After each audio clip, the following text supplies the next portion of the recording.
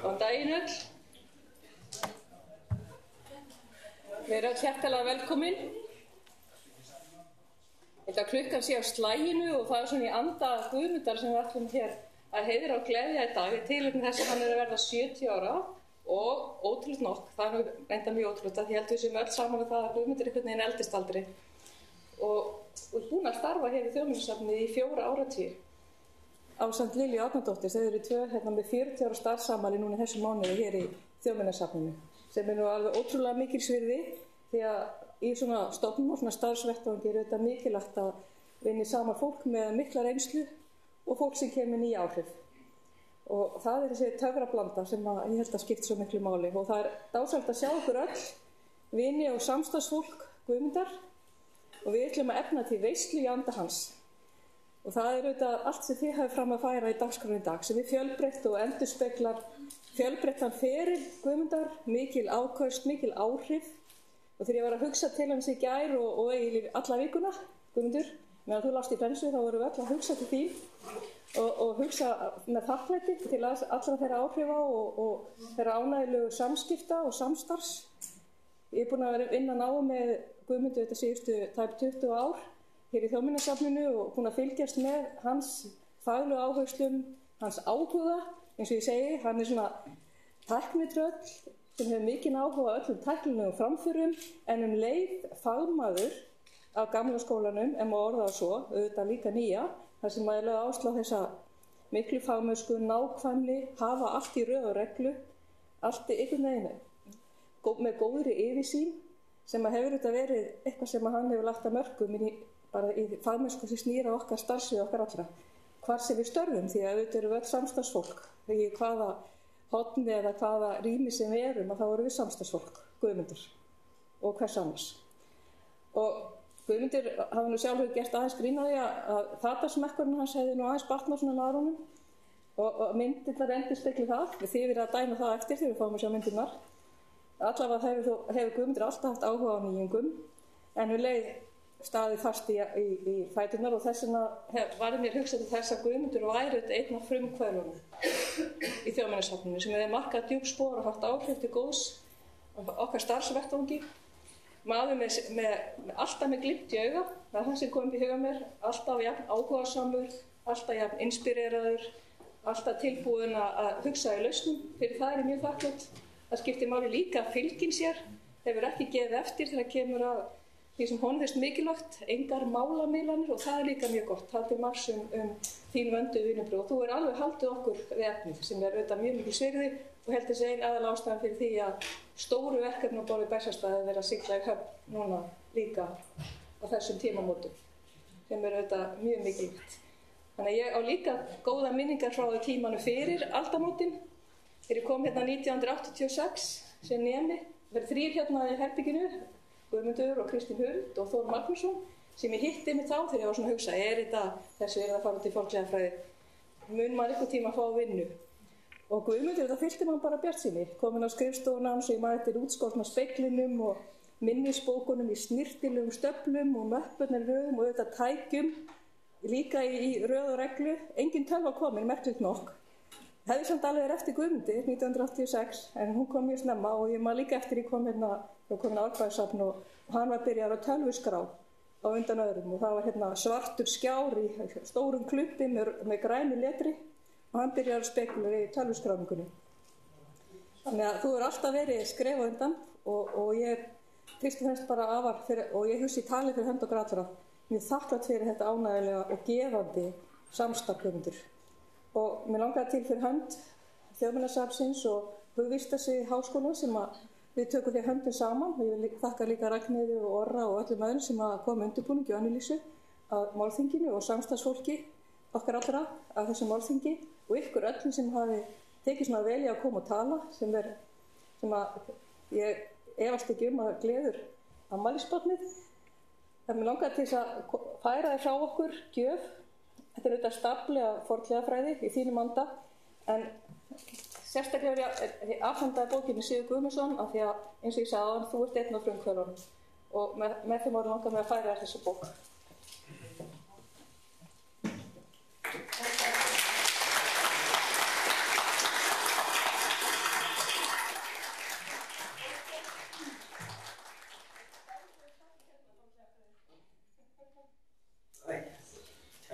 fyrir þetta.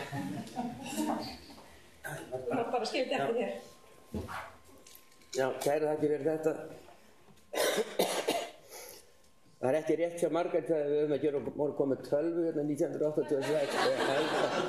En það var þannig á þeim tíma að það var bara 1 tölva og við þurftum að skiptast á að nota hana.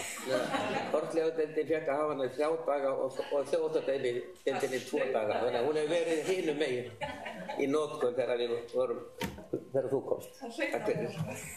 Það var eitthvað skrýtt við það. En bara njótið dagsins, það verður síðan veitingar eftir og síðan eftir klukkan 5 og þá verður ævintýraleg veisla hér fyrir okkur öll í anda Guðmundar. Þannig að ég ætla bara með þessum að gefa Önnu Lísu Rúnarsdóttur á við. Hún ætlar að vera fundarstjóra fyrir dag.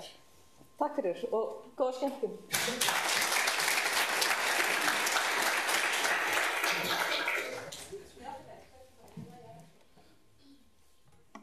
Já, takk fyrir það. Er þetta í gangi?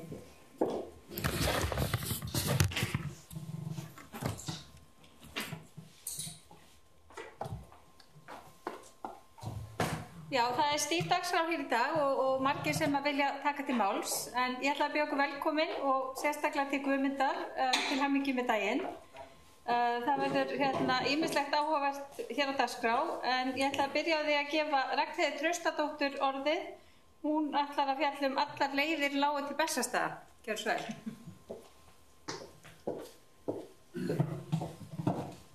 Takk. Innilega til hamingju með daginn, Guðmundur.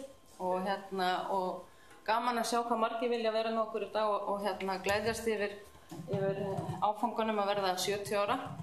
Guðmundur er náttúrulega ennþá mjög unglegur eins og allir sjá og hann reglulega segir við mig og Steininni þessi er jafngamall og við og það er nú 20 ára milli okkar og en það sést vel á þessum myndum sem ég hef tekið saman.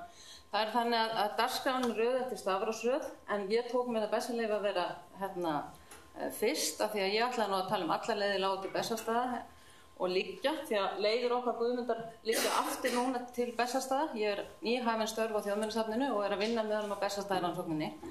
En við hittumst fyrst 1994 þegar ég kom hingað 24. maí og fór að vinna sem uppgrafstjóri við Hofsstaði. Og Guðmundur hefur alltaf verið alveg einstakur samstarfsmaður og alltaf verið tilbúinn til að hjálpa og leiðbeina mér í gegnum allan þennan tíma sem að ég hef starfað sem fornleifafræðingur og ég held ég að varla eignast betri samstarfsfélaga og þess vegna þykir mér mjög vænt að vera komin aftur til safnsins. Ég ætla raunverulega ekki að fjalla leiðirna til Bessastaða heldur hafði ég sett það sem skilyrði þegar voru svo margir sem vildu tala að menn mætti bara hafa 10 glærur en ég er með 110 þannig að minn fyrirlestur verður í kaffihlénu og hann verður eftir klukkan 5 og bara enn og aftur til hamingju og ég hlakka til að vinna með því næstu 30 ári.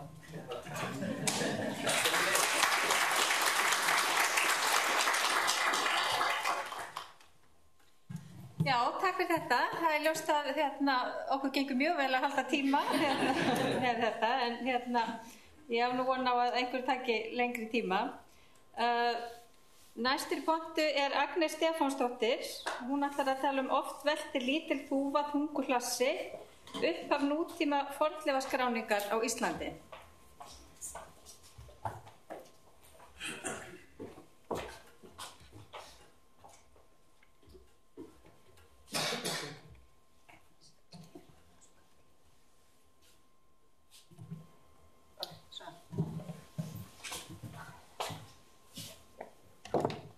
Góðan daginn og til hamingju Guðmundur. Heyrist í mér, er ég það hér? Það er ekki betra. Það er svo óvinn að vera með svona gleru og ég nýttur ég að nota svoleiðis fyrir lestur þannig að afsett. Heyrist það ekki í mér? Lekka þetta? Þetta er betra? Heyrist núna? Heyrist núna og eftir. Já, ok. Já, það er alltaf búið að kynna mig en ég ætla að kynna mig samt sjálf líka. Ég heiti Agnes Stefánsdóttir og er sérstjórn hjá Minjastofnun Íslands og Guðmundur Ólafsson réði mig á Þjóðminjasafnið þegar ég var að byrja í þessum bransa árið 1998. Ég sem fyrirlest ætla ég að fara mjög hratt yfir sögu fornleifaskráningar á Íslandi. Ef ég gleymi einhverju, eða fólki finnst ég skauta og hratt yfir einhver atriði, þá afsökunin svo ég fekk bara 10 mínútur. Þannig að bara fyrir fram. Hvernig skipti ég? Okay. Fyrsta tilraun til skipulagðrar skráningar fornleifa á Íslandi var gerð af henni dönsku nefnd til varðveislu fornminja sem skipuð var með konungsbréfi árið 1807 í þeim tilgangi að safna upplýsingum merkilega fornleifar í hinu danska konungsríki. Nefndin samdi spurningalista sem sendi á til presta, fyrst einungis í Danmörku en síðar einnig í Noregi, og árið 1809 var hann sendur til presta á Íslandi. Eitthvað virðist sendingin hafa misfarist í það skiptið og virðist nánast öll bréfin hafa týnst á leiðinni. Einungis barst eitt svar frá prófastinum að Hofi í Vopnafirði. Áramótin 1816-17 var einn íslenski Finnur Magnússon prófessor tekinn í nefndina og átti hann að sjá Íslandsmál. Finnur þessi hafði eftir ferðir sínir á Íslandi sumarið 1816 skrifað ritið Utsýkt öfur merkilegi ólsæðir í Ísland, afsakið framburðið, og virðast upplýsingar úr því riti hafa verið notaðar til grundvallar þegar fyrstu 10 íslensku fornleifarnar voru friðar af Kanselíunni í Kaupmannahöfn árið 1817. Eftir að Finnur settist í nefndina var ákveðið að spurningalistinni þýddur á íslensku. 300 eintök voru prentuð og send til Íslands í maí 1817. Fyrstu svörin bárust þegar það sama ár og síðasta skýrslan sem barst nefndinni var dagsett í febrúar 1823. Lítið virðist hafa verið gert við þær upplýsingar sem safnið hafi verið, nema til að óska eftir og safna forngripum á þjóðminjasafni í Kaupmannahöfn. Seinna nýttu þó einhverjir fræðimenn sér upplýsingar úr skýrslunum og má helst nefna Kristján Kolund og miðja 20. öldina Kristján Eldjárn sem notaði þær töluvert við ritunum Kuml og Haugfjár. Allar skýrslurnar sem varðveist hafa voru svo loks gefnar út í einu riti árið 1983. Næstu 100 árin og rúmlega það má nefna nokkra einstaklinga sem skráðu fornleifar hver með sínu nefi og frá 1880 birtu flestir greinar ferðir sínar og niðurstöður í árbókum Fornleifafélagsins sem kom fyrst út það ár og nánast árlega eftir það. Sigurður Guðmundsson málari var ásamt Jóni Árnasyni umsjónarmaður forngripasafnsins nánast frá stofni þess 1863. 2 árum áður, árið 1861, hóf Sigurður rannsóknir á Þingvöllum. Hann safnaði sér ýmsum heimildum og sögnum Þingvelli, gerði mælingar á staðnum og teiknaði kort sem sýndu staðsetningar þingbúða eins og hann taldi þær hafa litið út á söguöld. Einnig teiknaði myndir af því hvernig hann taldi búðirnar hafa litið út. Sigurður Vigfússon tók við starfi Sigurðar málara á Forngripasafninu við andlát hans árið 1874. Hann ferðaðist næstu árin víða land og skrifaði lýsingar á helstu sögustöðum og birti í árbókum á sem teikningum á stöðunum. Fleiri fötuðu í fótspor þeirra, bæði starfsmenn safnsins og áhugamenn úr öðrum geirum og má helst að nefna Brynjúl Jónsson sem líklega var afkastamestur þeirra allra, Björn M. Olsen, fyrsta háskólarektorinn og að sjálfsögðu Matthías Þórðarson sem kannski skráði minnst sjálfur en friðaði þeim mun fleiri fornleifar. Og þá erum við komin í nútíman, eða allavega minn nútíma, þar sem er að ræða fólk sem var og er á lífi eftir að ég fæddist og komst til vits. Kristján Eldjárn tók við stöðu þjóðminjavarðar eftir andlát Matthíasar Þórðarsonar. Hann hélt áfram þeirri hefð sem komist hafði á að rita greinar í árbók Fornleifafélagsins, bæði gripi, hús og fornleifar, bæði meðan hann gegndi stöðu þjóðminjavarðar og eftir að hann var kjörinn forseti Íslands árið 1968. Fjallaði til dæmis einn síðasta grein hans sem birtist í árbókinni 1980 örnefni og minni við landi Bessastaða á Álftanesi. Þegar Kristján var forseti tók Þór Magnússon við stöðu þjóðminjavarðar. Þór hafði til meiri áhuga á fornleifa uppgröftum og griparannsóknum en skráningu. En árið 1978 réð hann ungan fornleifafræðing til starfa á safninu sem nýkominn var á námi í Svíþjóð. Og þá erum við komin að því sem ég vil meina að sé upphaf nútíma fornleifaskráningar á Íslandi. Ungi fornleifafræðingurinn var Guðmundur Ólafsson. Hann var fyrst ráðinn sem safnvörður en var síðan deildarstjóri fornleifadeildar safnsins. Strax árið 1978 var Guðmundur að kanna stöðu skráningamála í nágrannalöndunum með það fyrir augum að nýta þá þekkingu og reynslu til að gera áætlun heildarskráningu fornleifa og árið 1980 hófst fyrsta skipulagða skráning fornleifa á Íslandi þegar skráðar voru fornleifar í Mosfellshreppi. Í júní það ár var sent bréf til allra ábjóðanda jarða í sveitarfélaginu þar sem þeir voru bærir að vera innan handa við skráninguna.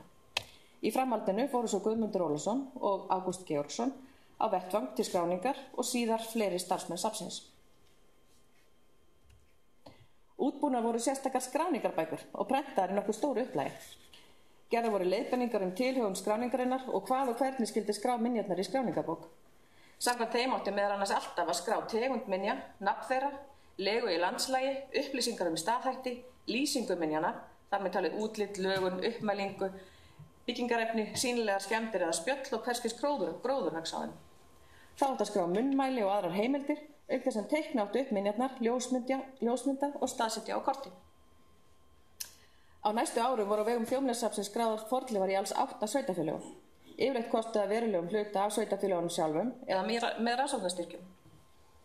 Árið 1991 tók Guðmundur Ólafsson saman lista skráðra fornleifa í þessum sveitarfélögum og hefði þá verið skráðar 2295 fornleifar. Auk þess höfðu ýmsir aðilar skráð víðs vegar landið en tölur fjölda fornleifa lágu ekki fyrir. Nokkuð slík dæmi eru Flatey á Breiðafjörður, Árneshreppar á Ströndum og Vestur- og Austurdalur í Skagafirði. Niðurstöðurnar voru í mörgum tilvikum ekki gefnar út en liggja fyrir á Þjóðminjasafninu yfirleitt í handskrifuðum skráningarbókum. Árið 1989 voru samþykkt ný þjóðminjalög þar sem skráning fornleifa vegna skipulags var lögbundin. Það sem helst háði skráningu fornleifa á þessum tíma var fjárskortur. Ekki var kveðið á það í nýju lögunum með óyggjandi hætti hver ætti að kosta skráninguna og var þetta til þess að skráningarverkefnum Þjóðminjasafns fækkaði og milli 1990 og 1993 voru engin skráningarverkefni í gangi. Þegar í upphafi árs 1990 hafði Guðmundur, sem þá var deildarstjóri fornleifadeildar Þjóðminjasafnsins og reyndar eini starfsmaður deildarinnar, samband við skipulagsstjóra ríkisins til að ræða þá stöðu sem upp var komin. Á þessum tíma voru á milli 15 og 20 aðalskipulag þéttbýlissvæða á lokastigi og strax ljóst að einn starfsmaður fornleifadeildar gat engan veginn annan fornleifaskráningu þessara svæða án verulega tafa á staðfestingu skipulagara. Í framhaldi af þessu og fundi skipulagsstjóra með formanni fornleifanefndar óskaði skipulagsstjóri ríkisins eftir viðræðum við menntamálaráðuneytið hvernig megi samræma skipulagsvinnu og fornleifaskráningu þannig að unnt verði að framfylgja lögunum. Í kjölfarið var óskað eftir aukinni fjárveitingu til fornleifadeildar Þjóðminjasafnsins til að unnt verði að ráða fólk til skráningarinnar. Því var hafnað. Árið 1994 komst loks skriða á fornleifaskráningu með tilkomu einkaaðila sem tók að sér skráningu fyrir sveitarfélög vegna skipulags á grundvelli laganna frá 1989 og gerði þá samninga beint við sveitarfélögin en án aðkomu Þjóðminjasafnsins. Síðan þá hefur skráðum fornleifum fjölgað jafnt og þétt og enn sé vissulega langt í land og stór hluti landsins enn óskráður.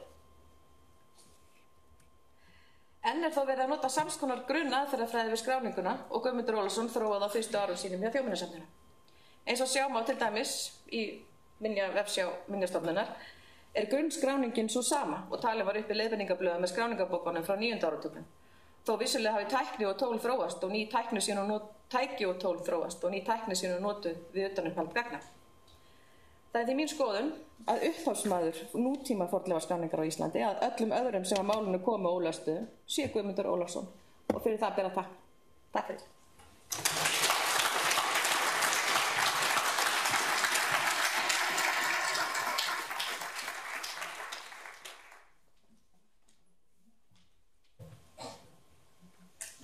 Já, kæra þakkir fyrir þetta, Agnes.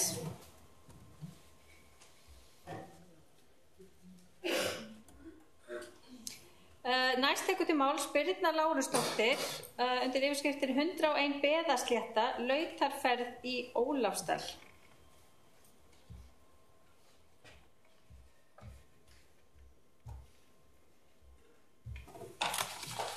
Gjörðu svo. Takk.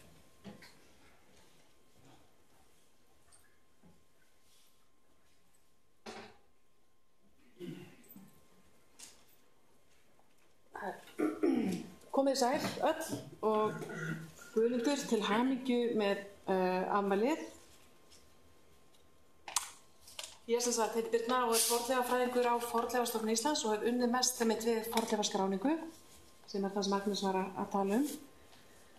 Og ég hef verið svo heppin að fá eins og margir sem vinna við fornleifaskráningu að kynnast Guðmundi svo lítið í gegnum tíðina. Þykja honum ráð og njóta hjálpsemi hans og þekkingar. Og ef það eitthvað sem hægt að stóla á þá er það að Guðmundur hefur alltaf áhuga á öllu sem tengist fornleifum. Það kemur aldrei að tómu kofanum hjá honum. Og ég efast eiginlega ekki að Guðmundur hefur komið í Ólafsdal, sem ég ætla að segja ykkur aðeins frá henni í dag. En það bara án vafa einn magnaðasti minjastæður sem ég hef séð og hef ég þó séð þá allmarga.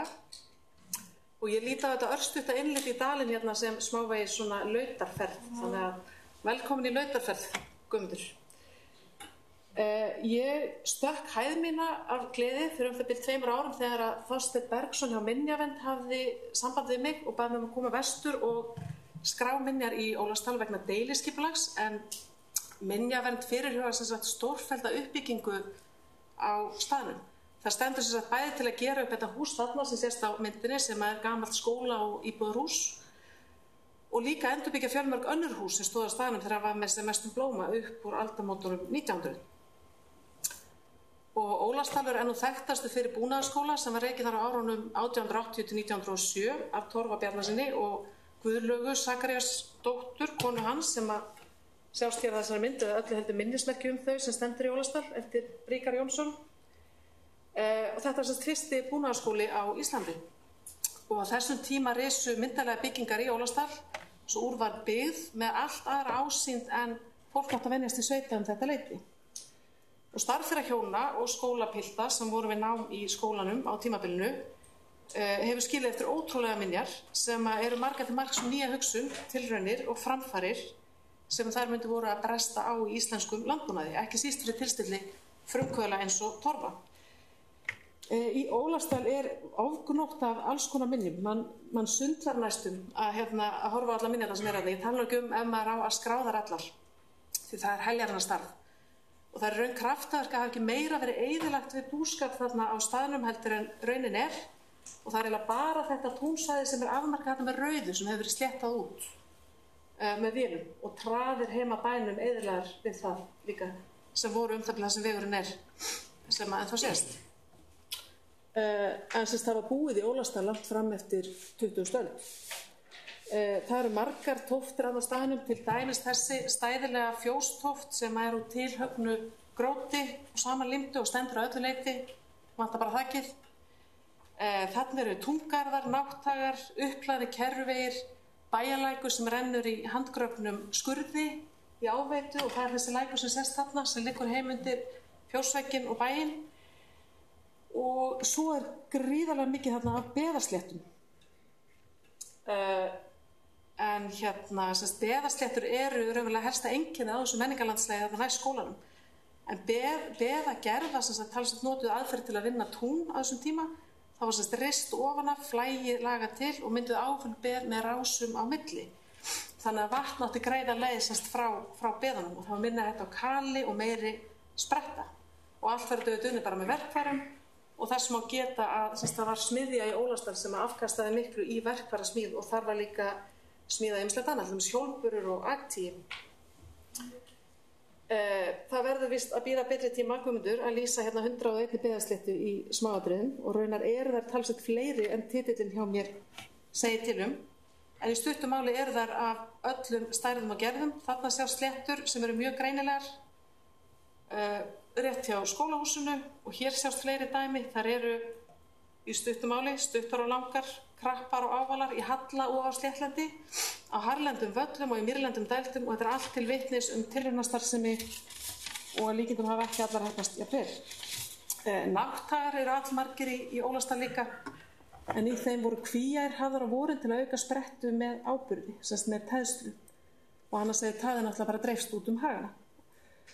Og þarna efst á myndinni sést eitt slíkur, efst í fjarska, rétt vinstra megin við garðinn sem að liggur þvert upp myndina.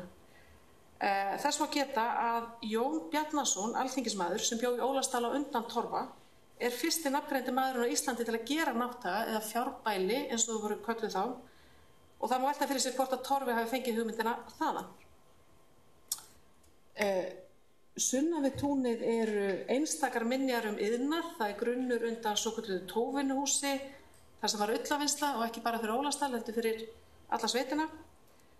Og þar voru vélar sem enn sjá sleifar af sem voru knúnar áfram með vatni sem var veitt þarna að húsinu í heljarmiklum skurði sem heitir vélaskurður og það er kannski erfitt á myndunum, það er nú kollegi minn að leggja sig í skurðinu sem liggur áfram í framhaldinu. En þetta allt sem ég er búin að tala um núna er meira og minna allt frá tíð búnaðarskólans En það eru líka eldri minjar í Ólafsdal, en það bjuggu þetta margar kynslóðir þarna undan Torfa og félögum, þó að þeirra saga og þeirra minjar eiginlega yfirgnæfi svolítið sögu þeirra sem voru þarna undan. En hérna sjást til dæmis leifar af garði sem ég líti þarna með rauðu við hliðina, sem er jaðar af Eldratún í Ólafsdal sem hefur væntanlega verið enda þarna áður en þeir hófu að færa túnið út. Og túnið síðan handan við það fjær, það heitir Gullkinn og það er örnefni og tún sem er tilkomið eftir tíð Torfa. Þannig að þessi garður sem ég tekið þarna, hann sést bara á loftmynd, hann sést ekki á jörðinniðri. Hér er svo annað dæmi eldri minjar, hérna vottar fyrir hringlaga gerði og eldri rústum undir Nátthagi Torfa. Nátthagi Torfa er þetta stóra ferkantaða gerði og þetta er þetta hugsanlega gæti verið gerði sem að Kristján Kolund fékk að sjá þarna bara 1870 og var þá sagt að veri hof Ólafs Belgs sem að nam land í Ólafsdal samkvæmt Landnámabók. Og ef við erum að tala um eldri minjar þá er ekki hægt að sleppa því að tala um Bæjarhólinn sem er það bil þarna þar sem Rauðiríkurinn eða partur af honum. Hann er þarna fyrir ofan skólahúsið og Torfi kaus að reisa sín hús fyrir neðan gamla bæjarstæði sem er í sjálfu sér áhugavert. Síðan gerist það síðastliðið vor þegar við Elín Ósk Hreiðarsdóttir, kollegi minn, vorum að ljúka skráningunni, vorum að ansi kaldar og þreyttar og við ákváðum að kanna einn stað til viðbótar innanlega í dalnum þar sem við töldum okkur að séð eitthvað á loftmynd og þarna fundum við áður óþekktar fornlegar rústir innanlega í dalnum sem þarna sjást rétt miðbygg myndarinnar og við sáum strax að þetta eru nokkuð dæmigerðar minjar frá víkingaöld. Stóra rústin er aflöng og með sveigða langveggi, rúmir 20 metrar, eins og 23 metrar á lengd og fastu við hana lítil tóft sem líklega jarðhús, en það er sérstök tegund húsa sem að finnast oft á víkingaldabæjarstæðum og það eru reynda fleiri tófti líka sem að sjást ekki vel á þessari mynd. En Minjavernd hafði áhuga að vita meira þessar rústir, þannig að við fórum þarna í haust og grófum skurð. Hérna sér Stefán, kollegi minn, taka fyrstu skóflustúkuna, talandi tækni. Ég var rosalega glöð að sjá að maður geti sett svona myndir inn í PowerPoint. Þannig að við náðum að sýnum úr eldstæði í miðri stóru tóftinni sem að fóru í C14 greiningu og sú greining sýndi að rústin er líkindum frá 9. eða 10. öld. Og við ætlum aftur í Ólafsdal í sumar að rannsaka þessar tóftir, en verkefni fékk bara núna í vikunni myndarlegan styrk úr Fornminjasjóði, auk þess sem Minjavernd ætlar að styðja við það áfram. Myndarlega. Þetta er náttúrulega mikið tilhlökkunarefni og ég býð bara Guðmundi hér mér í heimsókn í Ólafsdal. En hann grófið mitt hefur nú grafið í 2 skála á Vesturlandi, sem er annars vegar Eiríksstöðum í Haukadal og svo á Greinutún. Það er margt sem gerir Ólafsdal, allir búin að fá nóg af Stefáni, að mjög áhugaverðu viðfangsefni fornleifafræðinnar og með þeirra spurningar sem ég eftir að velta fyrir mér, auk þess að skoða þróun búsetu í dalnum, er að spá í hvers konar staður það var sem að Torfi vildi búa til. Hvernig leit fyrirmyndabær út í huga hans, að hvað leiti byggðan á því sem fyrir var á staðnum og hvað kaus hann að leggja af. Og þar sem staðurinn var hjartað í búnaðarframförum hér á landi skeið, að þá er vafalaust hægt að nota ýmislegt sem er sjáðandi í Ólafsdal til að skilja búnaðarumbætur frá svipuðum tíma víða annars staðar. Vegna þess að skólapiltar sem voru við nám í Ólafsdal, þeir fóru þetta mjög víða út land og unnu bæði fyrir búnaðarfélög og ræktunarsambönd og unnu líka bara heima hjá sér. Þannig að Ólafsdal er svona hjartað í þessu, allavega eitt af þeim. Og dalurinn sjálfur er auðvitað gríðarlega fallegur eins og við sjáum bara þessari mynd hérna og heldur vel utan alla þessu sögu og það er þannig að þegar maður er komin í Ólafsdal þá bara sér maður ekkert nema Ólafsdal og það er fátt sem truflar, þannig að það er alveg rakið að ganga þar og reyna að setja sig í spor Torfa og samfara fólk hans eða þeirra sem dvöldu þarna 1000 árum fyrr lengst inni í dalnum. Og Guðmundur, ég bara býður hér með í vöflur í Ólafsdal í sumar. Takk fyrir.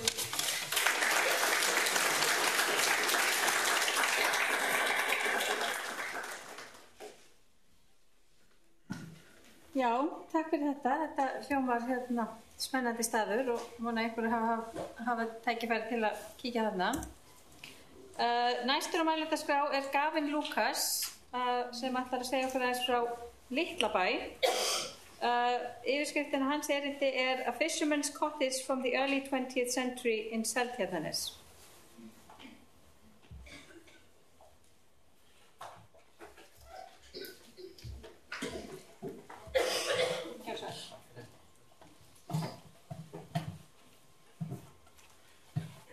Well, it's a great pleasure to be invited here to honour Guðmundur on this day. I want to use this opportunity to just talk a little bit about my work with Guðmundur as part of the training excavation for students in the University of Iceland, and particularly talk about one site that we dug back in 2012.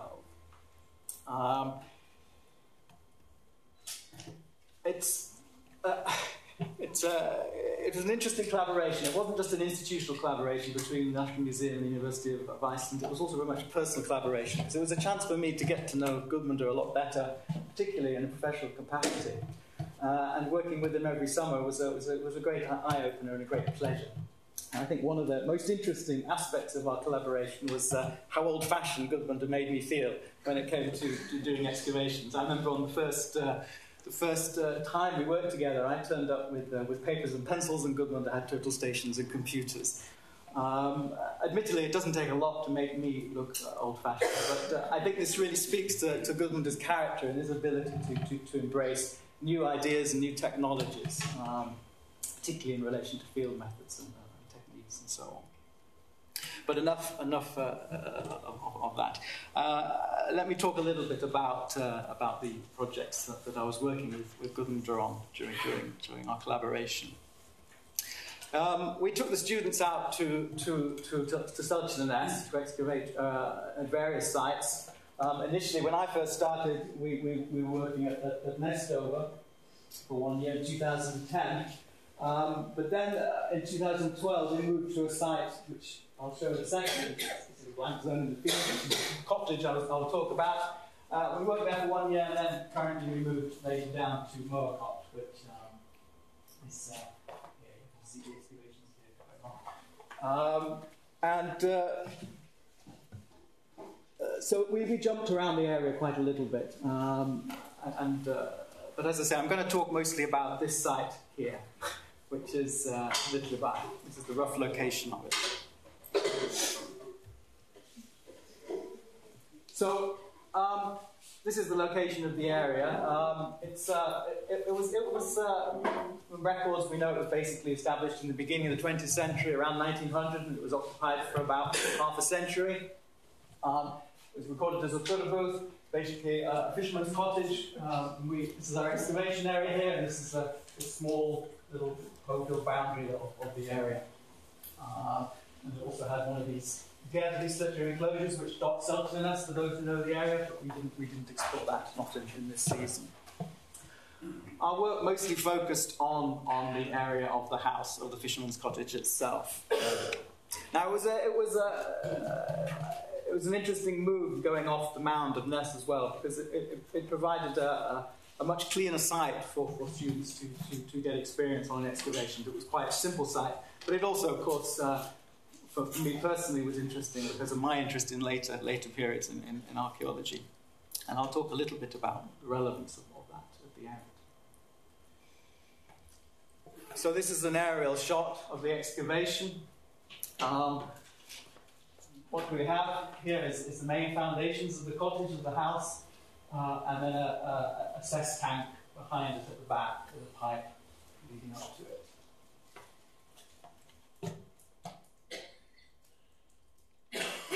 And here's a plan of the excavation as it was finished.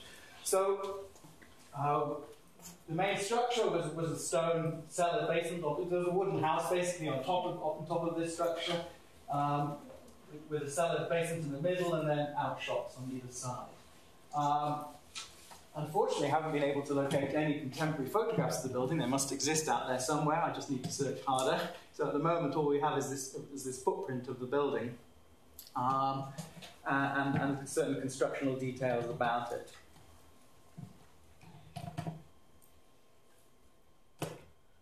So, as I said, this is the main house. You've got the cess tank or sewage tank at the back with the pipes still in place for leading the sewage out of the main house.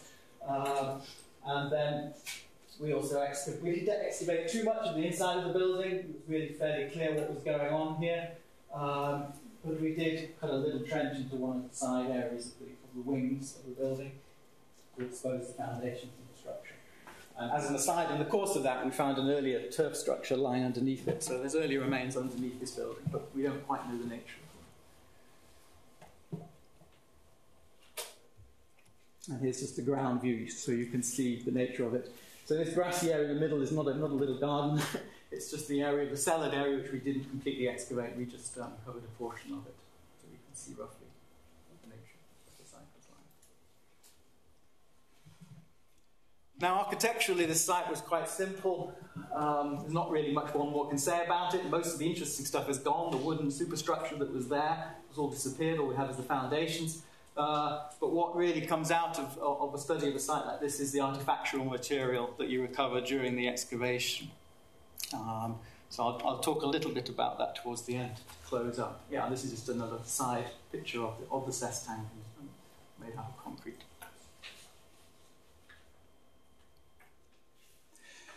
So I guess the question is, what do we learn by excavating a site at this early date? Well, one of the things that interests me about the archaeology of this period is understanding the development of access to mass-produced goods and mass consumerism in Iceland in the early 20th century and its connection to industrialization and so on. And we can explore this in a number of ways by looking at the type of material culture that you find on these sites, comparing it with other sites excavated of a similar date.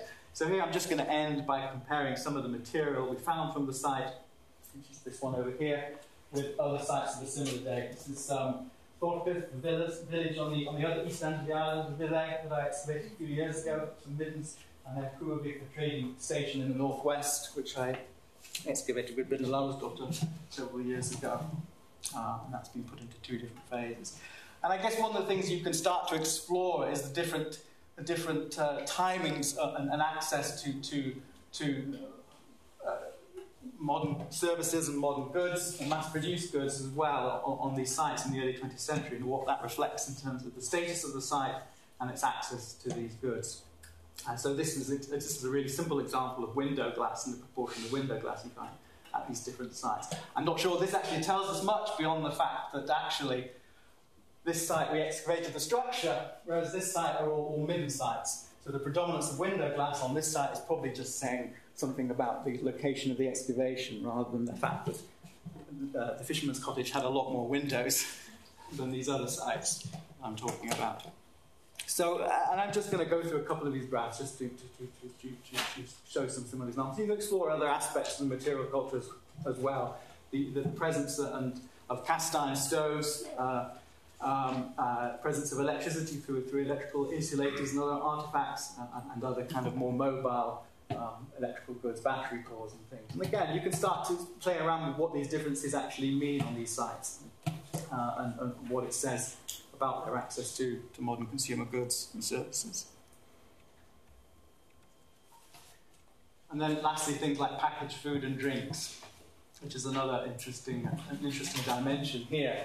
And I suppose one of the interesting contrasts here is really the contrast between a site like Litlivia and also the earlier phase of Kuavik, and then the later phases of Kuavik and also the Ville site in the presence of things like tin cans, tin goods, as opposed to glass and bottled goods. Because supermarkets today are filled with tin products and tin goods, but back in the early 20th century, obviously it was quite clear that these were still much more variable in their presence on sites. And it's perhaps, the location and status of the type of these sites which might say something about these different access to different goods.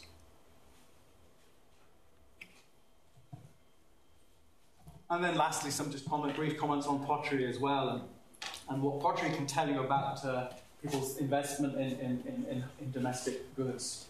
And the big thing here is, I suppose, the contrast between cheaper ceramics and porcelains. Porcelains, of course, being often an indicator of greater investment.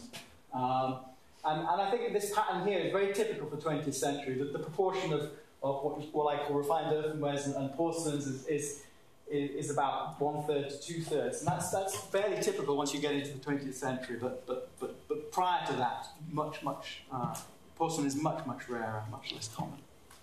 And last slide, and I realise I'm running out of time, is just another aspect of looking at pottery and looking at decorative styles, which again speaks to cost and investment. So you've got the cheaper ends over here, the undecorated words, and then the cheaper styles of pottery decoration at the top. You've got the more expensive methods of decorating ceramics, printing.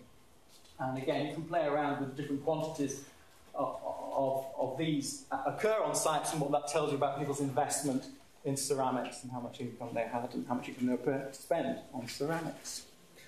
So I've given a little flavour, I think, of what value hopefully one can get out of studying these sites.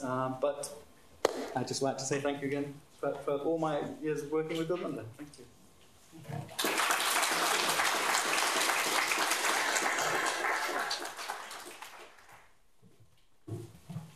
Já, kæra þakki fyrir þetta, Gavin.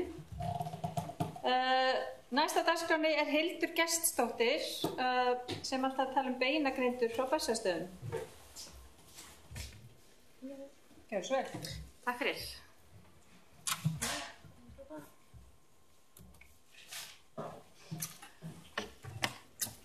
Já, komið sæl og til hamingju með daginn, Guðmundur.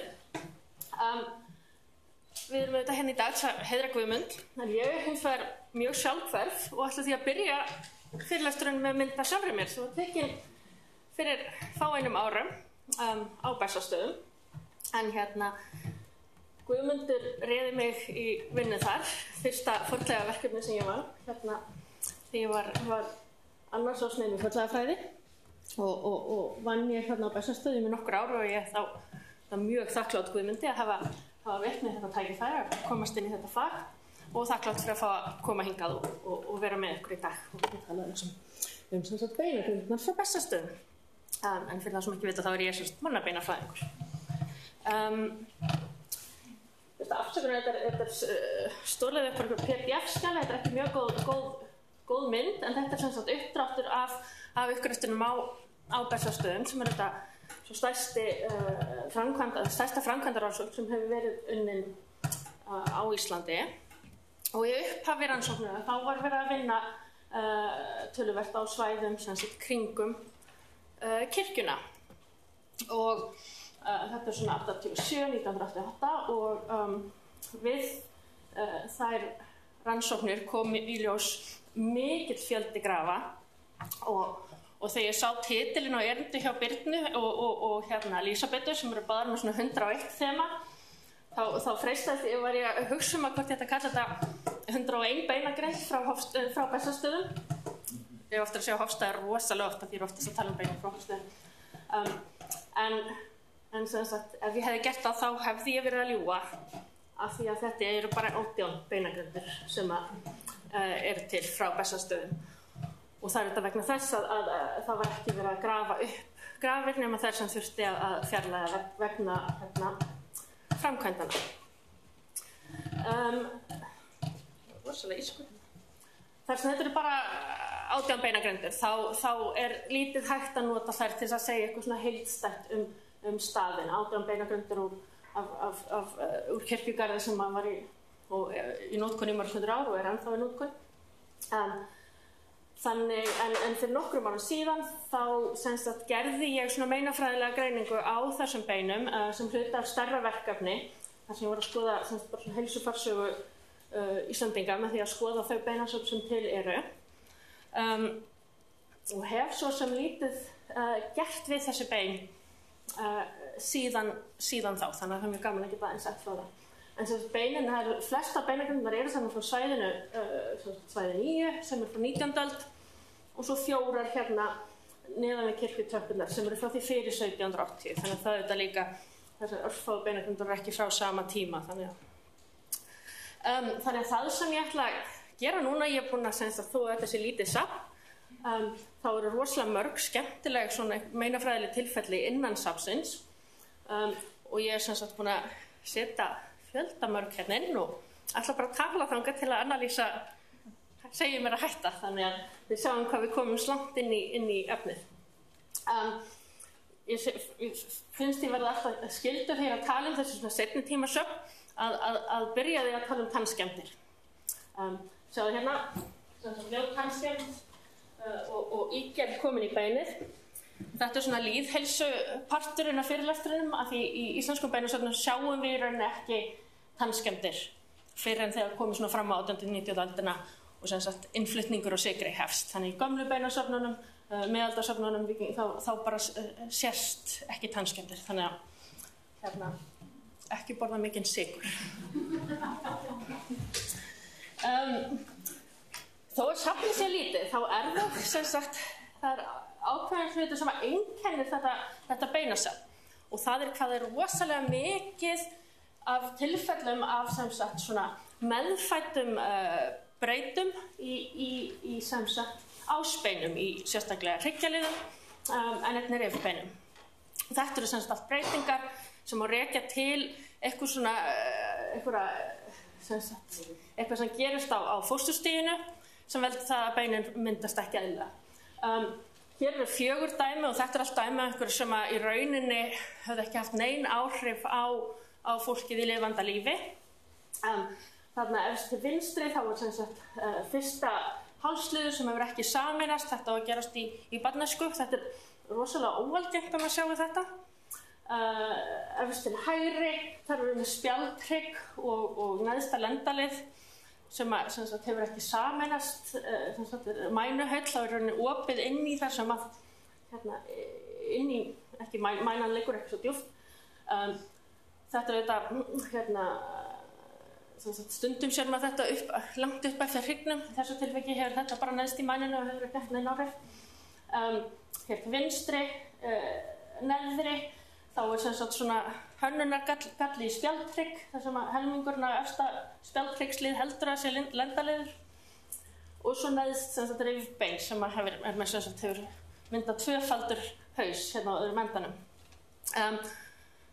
Sumt af þessu vitum við svo sem hvað gæti orsakað með svona eins og rifbeinin, þetta liggur svolítið í ættum, þannig að það er líklegast ekki algengt. Mænuhöll getur beint til hérna skort hjá móður á meðgöngu. Þetta er ástæðan fyrir að konur taka fólínsýnu á meðgöngu til þess. En annars í rauninni vitum við ekki, þetta ekkert vita af hverju þetta gerist endilega, en mjög áhugavert að í þessu litla safni eru sem sagt 7 einstaklingar af þessum 18 sem eru með eitthvað.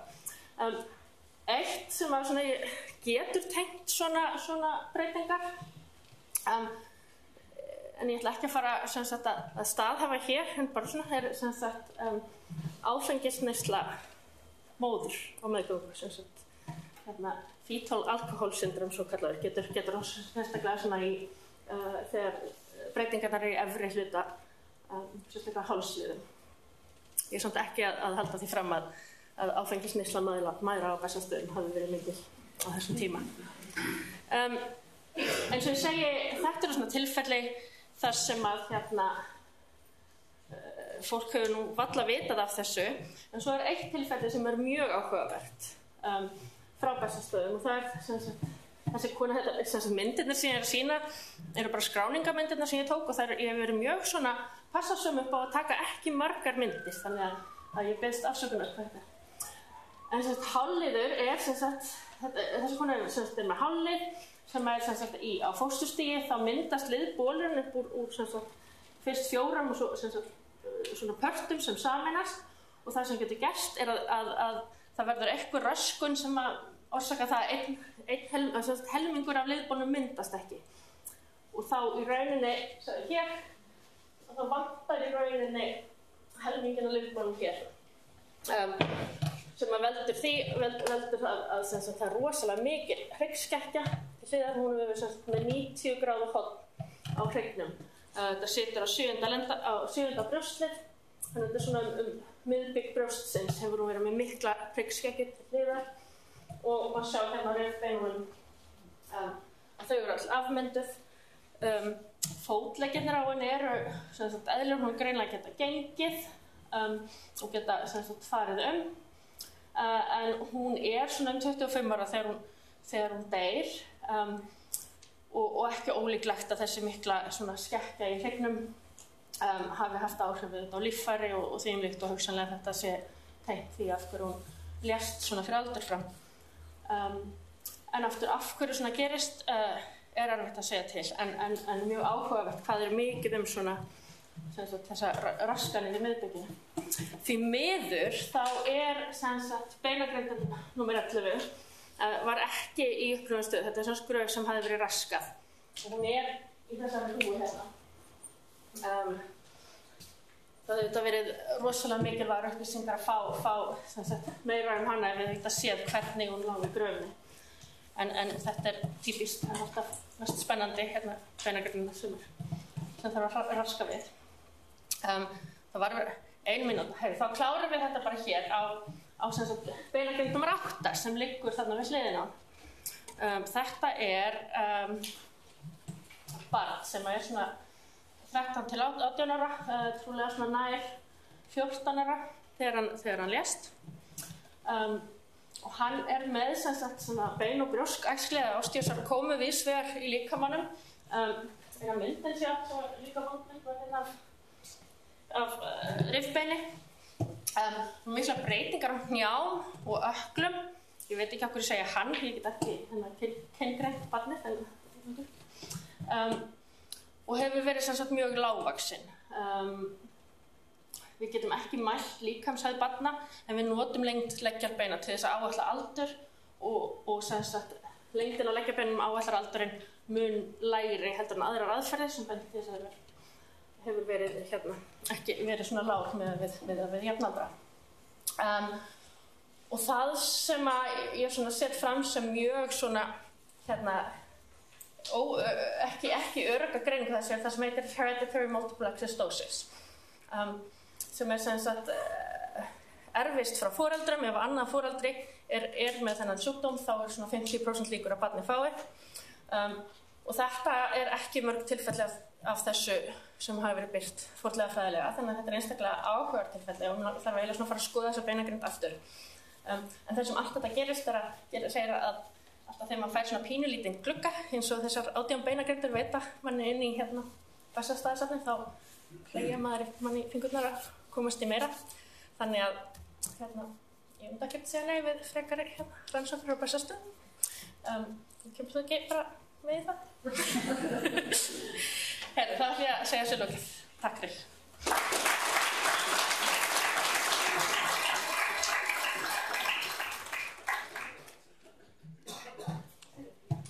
Já, takk fyrir þetta Hildur. Áhugavert að sjá hvað hægt að lesa út af þessum beinum. Næst, við ætlum að halda okkur við Bessastaði og skoða smádýr á Bessastöðum og það Hrönn Konráðsdóttir sem talar. Gjörðu sæl.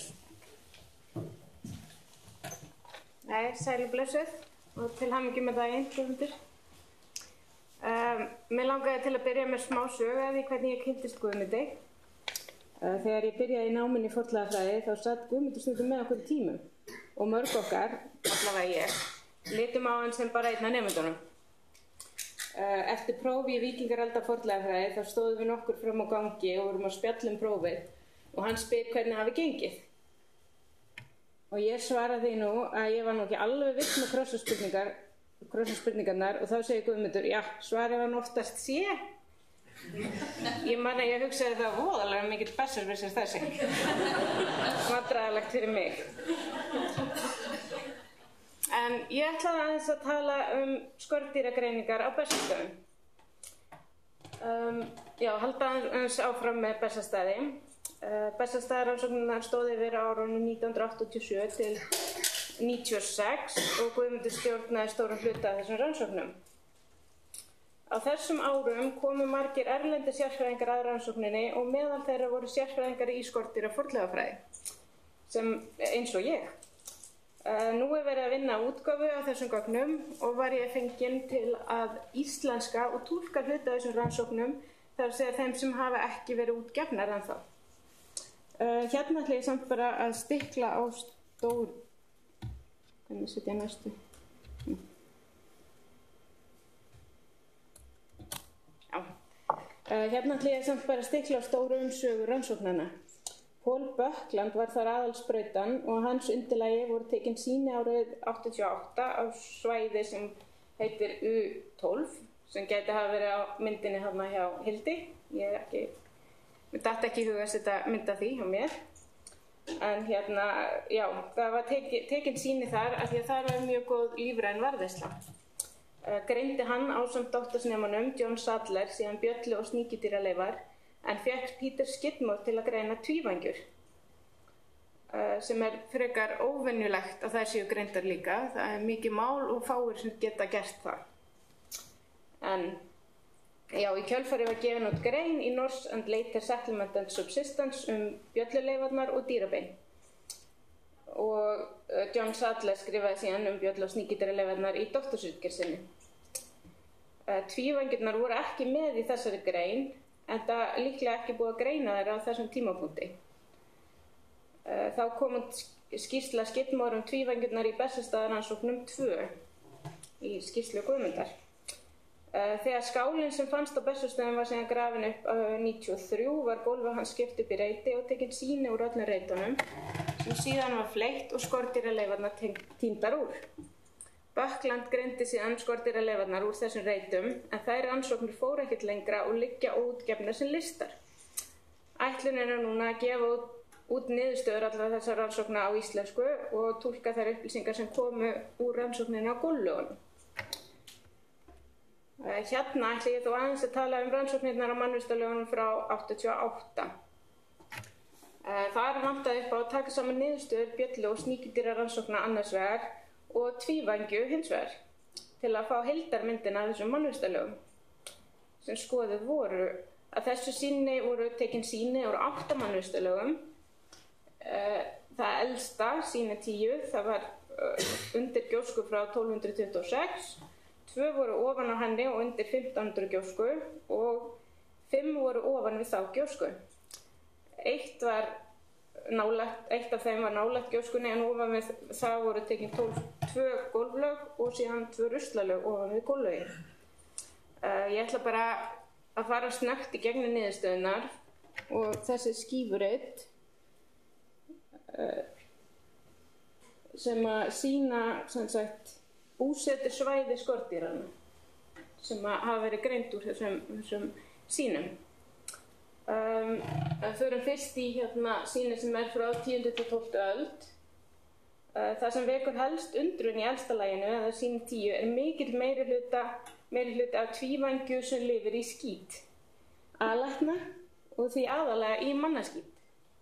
Skemmtilegt, hann myndir af flugunni hann neðst og það aðalega púpurnar sem að finnast í jarðlögunum. Í þessu jarðlagi líka elsta dæmið sem ég veit kornhanna og hrísrana á landinu. Þeir lifa báðir á kornvörum og koma enn til landsins einungis með innflutningi og matvöru. Þetta gæti svo sem líka getur tengst skítnum þar sem þessar bjöllur geta farið í gegnum meltingaveginn og komið svona þekkjanlegar út aftur. Hinum megin. Stór hluti smádýranna, hinna smádýranna eru dýr sem að lifa í rotnandi plöntuleifum. Þá förum við áfram til 13. til 14. aldar og meiri hluti skordýraleifanna eru aftur þau sem lifa í rotnandi plöntuleifum. Eru þau sem lifa í rotnandi plöntuleifum og gætu bent til húsdýrahalds.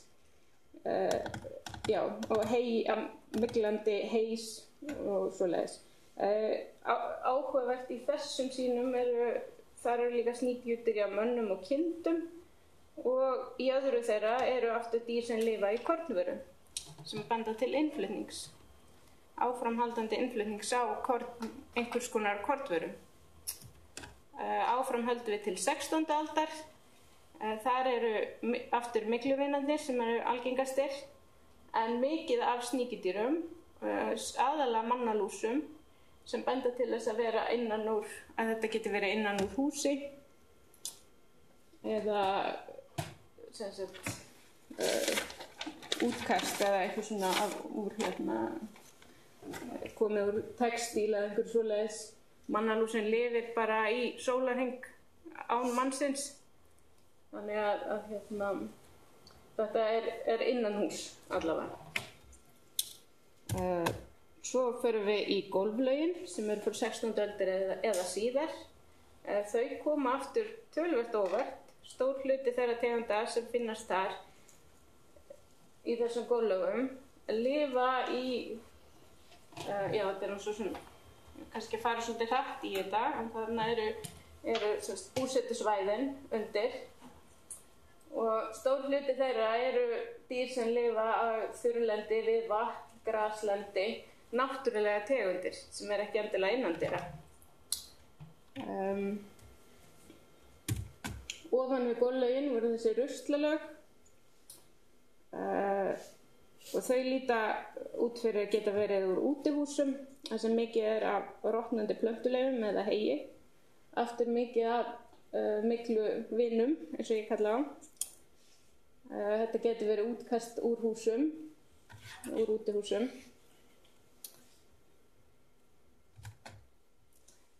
Þetta er bara seinasta, ég verða búin. Niðurstöður og framhald. Innflutningur, ég myndist nú ekki á það, en það fundust líka vínberjasteinar í þessu elsta lagi. Þannig að það bendir til innflutnings á vínberjum, rúsínum og korni. Og þarna erum við með kamar líklega, eða einhvern mannaskít sem samnast þarna upp. Og það er töluvert af bjöllum sem lifa í þangi, óvenjulega lítið af flugum sem lifa í þangi. Þannig að líklega er þetta hafi verið að safna þangi frekar en að þetta sé eitthvað náttúrulegt. Þess að flugurnar safnast þar fyrir frekar. Svo er bara túlkunaratriði með góllög eða ekki góllög og framhaldið mun svo vera að skoða góllagið í skálanum. Það er komið aðeins svo stutt á veg til að ég vilji fara út í það hérna núna. Segi ég bara aftur til hamingju og takk fyrir mig.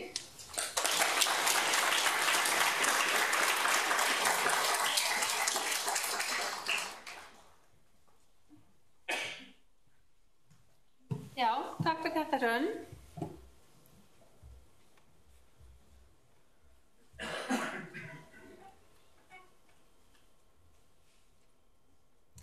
Næsta dagskrá er Kristín Huld Sigurðardóttir sem ætlar að tala af breddubeiti, kríum og fleiri höfðingjum. Gjörðu svo vel. Stóðu bendil. Bendil. Hvað er bendil?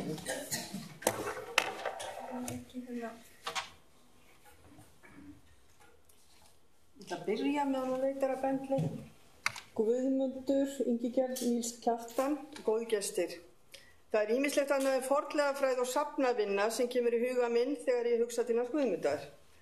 Hann laumaði auðvitað í rólegheitum 100 ára reglunni inn í þjóðminjalögin 1989. Hann er frumkvöðull hvað varðar vettvangsskráningu fornleifa og ferðast mörg ár landi vopnaður grárri sérútbúinni skráningabók eins og Agnes lýsti á það. Og hann var einnig frumkvöðull að tölvuvæðingu þjóðminjasafnsins ásamt henni Hallgerði sem fór allt og fljótt frá okkur. En það sem sækir á huga minn varðandi Guðmund er hver góðu félagi hann var. Meðan við störfum saman og hvernig hann blés lífi í breddubeiti og hver skemmtilegu sögumaður hann var hérna árið þegar við Guðmundur og Mjöll rannsökuðum Grýlutóftir saman. Ég held að hafi verið fyrsta árið sem ég var uppgraftað þræll hjá Gísla Gess í Kúabót sem var af hennar Hildar sem var hérna áðan með þeim Þorvaldi, Magnúsi og Jóni sem ég sá hann Guðmund fyrst.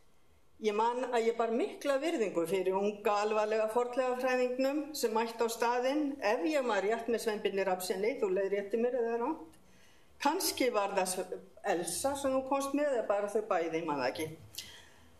Allavega að fornleifafræðingarnir virðulegu gengu uppgraftarsvæði með Gísla og rýndu í prófíla og ræddu að mikilli speki öskulög og jarðlög á meðan að ég, aumur sagnfræðinemi, var áttam á því að appelsínugulu flygsurnar sem ég var að grafa upp voru ekki að leifar af fíflahausum síðasta sumars, heldur morknar beinaleifar. Ég kynntist Guðmundi loksins nokkrum árum síðar þegar við héldum ásamt Mjöll á vít ævintýranna í Arnarfirði. Við fórum til Hrafnseyrar og rannsökuðum grelutóttir og fleiri minjar. Síðar átti ég eftir að grafa með Guðmund á Þingnesi og Bessastöðum og vinna samtímis honum mörg ár á Þjóðminjasafninu þar sem að störf okkur sköruðust ýmislegt.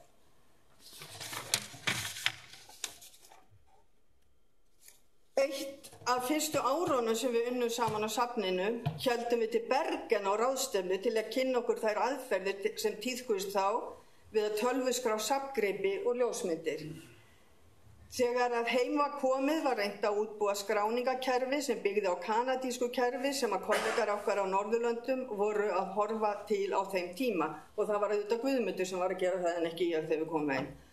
Og það var í ferðinni til Bergen sem við Guðmundur lentum í því glórhungruð að kokkurinn á pítsastaðnum var svo fullur að hann gat ekki útbúið auma pítsu ofan í okkur.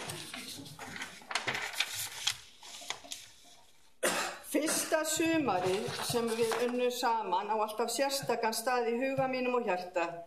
Ég var nýbúin með fyrsta árið mitt í fornleifafræðináminu þegar ég lagði land undir fót og ferðaðist með Guðmund og Mjöll í Vestfjarðarleið að Hrafnseyri til að rannsaka grelutóttir. Við komum með allt okkar hafitask í rútu í byrjun sumars og fórum aftur heim með rútun haustið með skítug föt, gögn sem við höfum framleitt sumarið og gripi sem fundust við rannsóknina.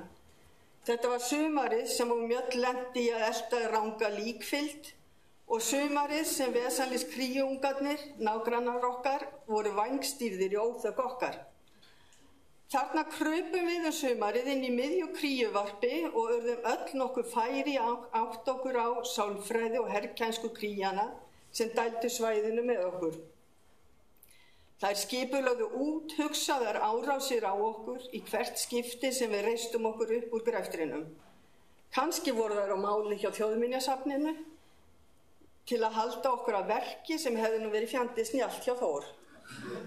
Myndirnar sem hér sjást voru teknar snemmsumars og áður en að við fengum hjálma til að verjast hvössum kríugogum. Við rannsökuðum skála frá landnámsöld þarna sumarið með bakhúsi, jarðhýsi og dularfullt svæði með ógrynni af gjalli og járnleifum. Svæðið dularfulla fekk heitið Smiðja 1. Aldursgreiningar á viðarkolum bentu til þess að smiðjan væri frá 9. til 10. öld. Við hálfduttum gjallið og viðarkolin í jarðveginum og hófum að elta svokallað gólf sem reyndist rúmlega 8 metra langt og 3 til 4 metra breitt eftir því hvar mælt var. Það var rætt hvort þetta væri járnvinnslustaður og hvort dæld í gólfi væri eftir járnvinnsluofn og gjallið leifar af járnvinnslu. Guðmundur velti því einnig upp hvort þetta væri kannski smíðagjall. 20 árum síðar tók ég einn gjallmólan úr Smiðju 1 frá Hrafnseyri og efnagreindi í örgreini. Er það mólinn sem að sést hér og nú vantar mér nefnilega en það skiptir svo svona máli ég þarf kannski að mynda eftir en það sem þessi hérna móli sem sést hér og hér úr örgreinum.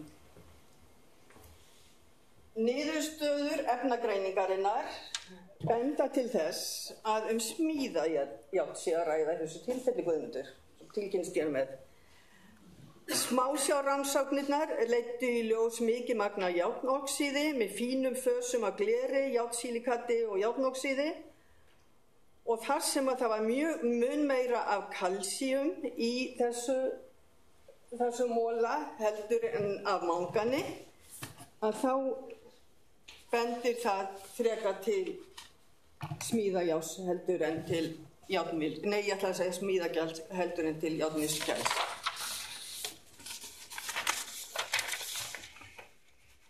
Sumarið okkar á Hrafnseyri var líka sumarið sem við Mjöll kenndum Guðmund brjónsokka. Ég held að hann bara klára hálfa reyndar og við ættum kvöldunum í lestur, ýmist hvert fyrir sig með tilheyrandi endursögnum meðan við grófum næsta dag eða þá að við skiptumst á að lesa upphátt úr bókunum sem voru á bókasafninu á Hrafnseyri. Gísla saga Sússonar var þannig krufin til mergjar á nokkrum kvöldum og svo var þetta líka sumarið sem við vorum með mataruppskriftir og matartilbúning á heilanum í uppgreftrinum. En það var franska bókmenntaverkið Leyndardómar Parísarborgar sem átti hug okkur allan sumarið okkar á Hrafnseyri. Þetta var 5 binda verk, 2000 blaðsíður sem við lásum upp átt á kvöldin. Það urðu því mikil vonbrigði þegar við uppgötvuðum að síðasta hefti vantaði í bókasafni á Hrafnseyri og fórum við í bæinn haustið án þess að vita hvernig sagan endaði. Ég hef mjög reyndar sterklega grunaða að hafa lesið endinn fyrir löngu en ég ákvað í tilefni af þessum tímamótum að komast að því hvernig sagan endaði. Ég upplýsi því hér með Guðmundur að Rúdolf sem að sést hérna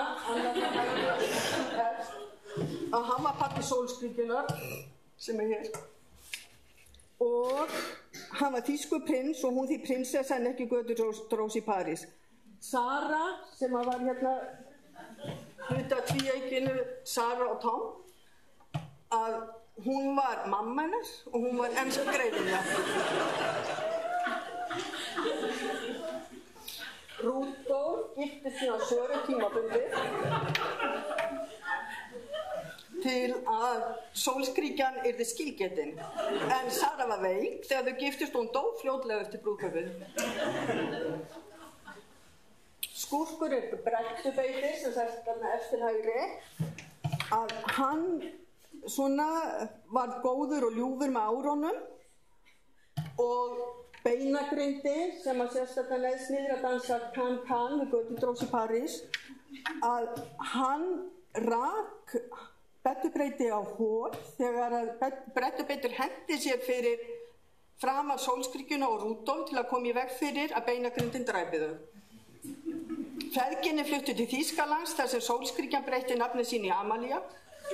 Hún fór í klaustur þar sem hún dó ung en Rúdolf giftist Klementínu Markgreifinju og bjó í Gerolstein til æviloka. Takk fyrir.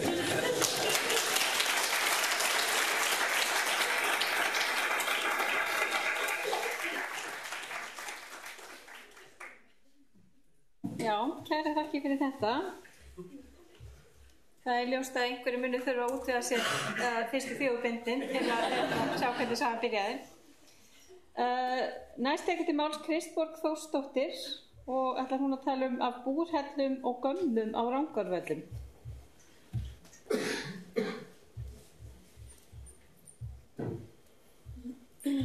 Kjörnsveið. Takk. Það verður að fylgja eftir þessu góða uppstandi núna á Kristínu. En ég vona ekki reyndi ykkur ekki á leiðendum. En Guðmundur, innvæðans að hamingju daginn. Frábært að vera þetta með ykkur. Í dag ætla ég að fjalla lítilega manngerða hella á Íslandi. En það eins og margir vita stórmerkileg mannverki sem hafa ekki verið rannsökuð með aðferðin fornleifafræðina nema litlu leyti. Þekktir hellar af þessu tagi hafa verið skráðir ítarlega í grundvallarritunum manngerðar hellar á Íslandi sem kom út árið 1991. Þar eru upplýsingar 170 hella á 90 bæjum. Allir þeirra nema 4 eru á Suðurlandi þar sem hellisgerðarberg víða sveitir. En manngerðar hellar á Íslandi eru alveg örugglega mun fleiri en 170 talsins. Vandinn er bara að við vitum ekki hvar það að finna ef engar heimildir það hafa varðveist og ef að ummerki þá sjást ekki á yfirborði.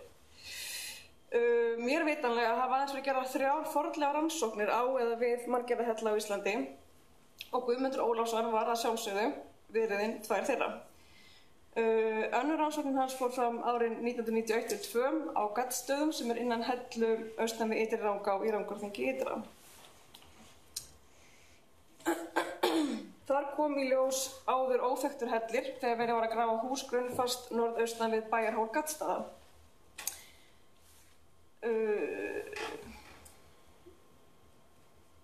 Tveir inngangar voru í hellinn sem reyndist vera forn búrhellir með sáförum í gólfi. En það er aðeins til eitt annað þekkt dæmi búrhelli með sáförum á Íslandi en hann steinsnar frá Gattstöðum á ægisíðu vestan við Ytri-Rangá. Þetta var svona greiðilega merkilegt að átta mig á. Þetta verið næstu hlið við hlið þarna þessi 2 dæmi. og það var innangengt í þann helli úr gamla bænum Ægisíðum og það er ennþá þannig, þó að sé búið að byggja nýtt steinsett hús, þá er ennþá hægt að komast í hellin úr húsinu. Mér þykir líklegt að það hafi verið innangengt í búrhellin á Gaddstæðum líka úr bænum á einhverjum tímabili, þó að það hafi ekki þurft að vera þannig. En þessi tveir inngangar sem sjást á uppdrættinum hans Guðmundar og komið ljósi framkvæmdirnar gætu hafa verið gerðir þá eftir að ekki var lengur hægt að komast inn í hellin úr bænum. Og það er óneitanlega sérstakt að það hafa verið tveir inngangar þarna hlið við hlið inn í hellin og erfitt að átta sig á ástæðunum fyrir því. Það eru sem sagt, aðeins tekst þessi tveir búrhellar á Íslandi með sáförum í gólfi, en svo er líka til einn hellir sem heitir Búrhellir og er á efri Gegnishólum, en hann er bara lítið gjögur með víða munna, ekki eins og þessir, og í honum er ekki sáför í gólfi og hann er ekki heldur tengdur við bæjarhúsin. Hellar hentuðu mjög vel sem búr, enda kaldir og dimmir og í þeim er stöðugt og lágt hitastig, svo þeir gátu þjóna sem bestu ískapar fyrir á eldum. Og það kemur í rauninu óvart að ekki séu fleiri þekktir búrhellar en raun ber vitni. Og það getur vel verið að þeir hafi allir tíð verið fáir, en mér finnst líklega að ábúendur á fleiri bæjum á Suðurlandi hafi séð hag sinn í því að hola sandsteins og móbergshála við bæi sína í þeim tilgangi að bæta viðhaldslitlu búri við húsakost sinn. Og víkur þá sögunni að Odda á Rangárvöllum, sem er tæplega 7 km sunnar en búrhellarnir við ytri Rangá. Oddi er fornfrægt höfuðból og menntasetur eins og flestir þekkja og var byggt snemma á 10. öld og Odda verið sátu fram til loka 13. aldar. En eftir að veldi Odda verið leið undir lok hafa margir prestar setið Odda og hélt hann áfram að vera mikilvæg miðstöð og eitt ríkasta brauð á Íslandi aldir. Tún Odda og hjáleigana sem byggðust upp innan túnsins er á grónu sandsteinshrygg sem stendur upp á flatlendinu í kring. Og í Odda eru þekktir nokkrir fallir hellar sem ég kem að seinna, en sandsteinninn í túninu er mjög gott hellisgerðarberg og auðvelt að hola það. Bærinn í Odda og Odda kirkja eru sunnan undir hæsta hólnum í túninu sem ber nafnið Gammabrekka. Og það kannast örugglega margir við staðinn, en Matthías Jochumsson gerði hann frægan í kvæði sínu sem heitir Á Gammabrekku, en hann var einmitt prestur í Odda á árunum 1880 til 86. Og það eru allar líkur á því að bærinn í Odda hafi alltaf staðið á þessum sama stað, undir Gammabrekku.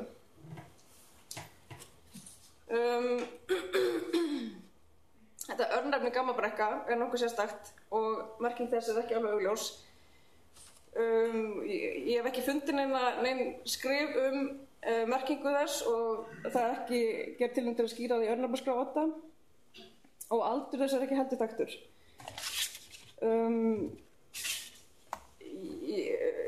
Eftir mínum athugunum fyrir þetta fyrirlestur þá held ég að elsta heimildin sé líklega fornleifaskýrsla Odda frá 1818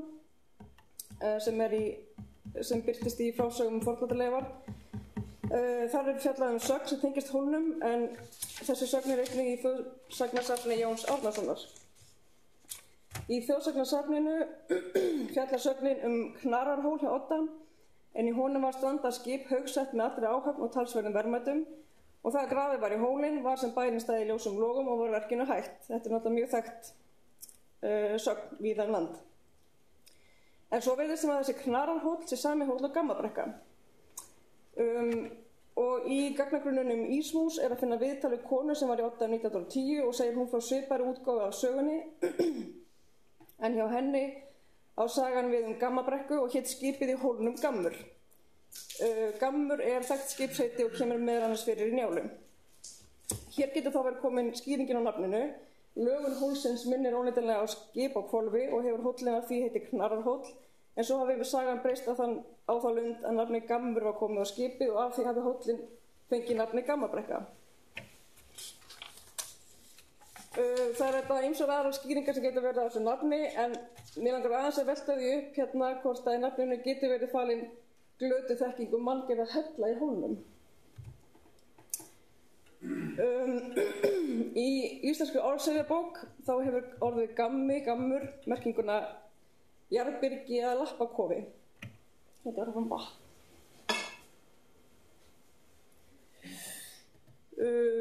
Já, og gammur hefur líka merkinguna stór hræfugl en einnig hellis eða bjargskúti. Og leit að gamma örnefnum í Sarpi leiti í ljós 7 örnefni með forliðnum gamm og átti 6 þeirra við skúta, hella, skorur eða einhvers konar hólur. En það skal tekið fram og þetta eru ekki allar örnefnaskrár á landinu sem eru í Sarpi, svo þetta er ekki tæmandi listi og það eru auðvitað að skoða nánar. En að þessu sögðu þá velti ég fyrir mér hvort að örnefni gammabrekka vísi til þess að gammur eða hellir, eða í fleirtölu gammar, hafi verið í hólnum, jafnvel búrhellir, en að löngu eftir hann féll notkun eða lokaðist, hafi hann gleymst og fólk farið að upphugsa líklegar skýringar á nafninu.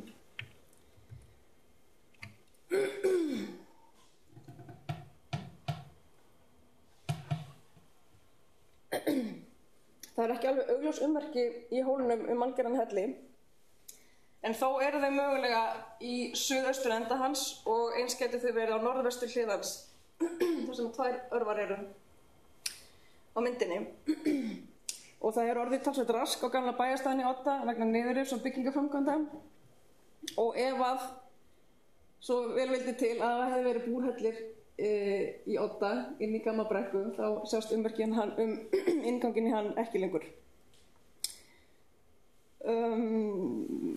Já, ég myndist á áðan að það væri þekktir fallnir hellar í túna Odda og það eru til heimildir 5 hella en þeir eru alveg örugglega miklu fleiri og Árni Hjartarson hefur bent á það.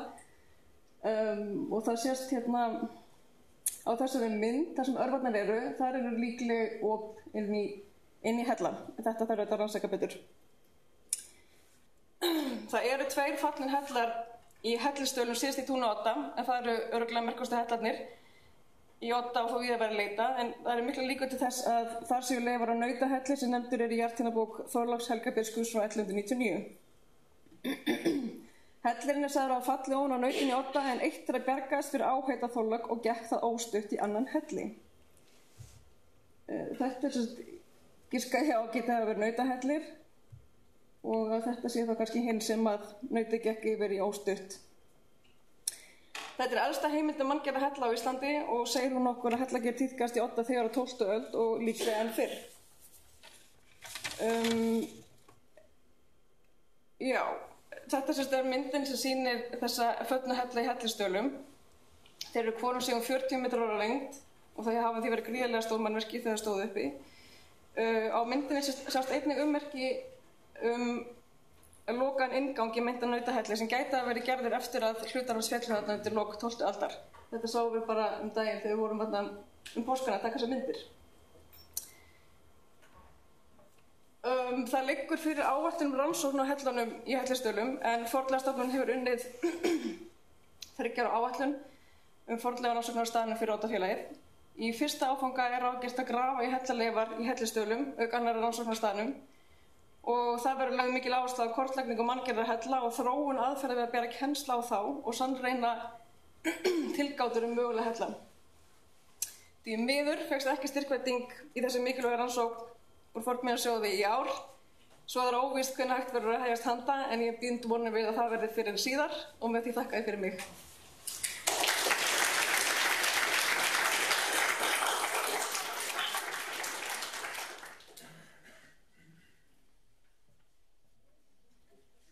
Kæra þakki fyrir þetta, Kristborg. Jæja, nú ætlum við að gera örlítið hlé á dagskráni. Það verður boðið upp á veitingar, Guðmundur býður frá veitingar hérna inn í myndasalnum og við ætlum nú að taka okkur bara ágætis tíma í það, kannski og segja svona hálftíma og þar sem ekki hefur gefið svigrúm til að vera með spurningar af því að það er svo margir fyrirlesarar þá bara hvetja ykkur eindregið til að gefa ykkur á tal við þá fyrirlesara sem þið viljið fræðast nánar eitthvað í tengslum við þeirra erindi.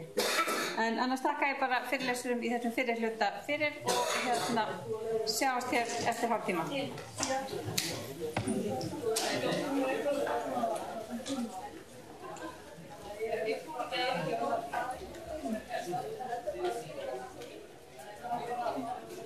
Sorry. þokkalega út.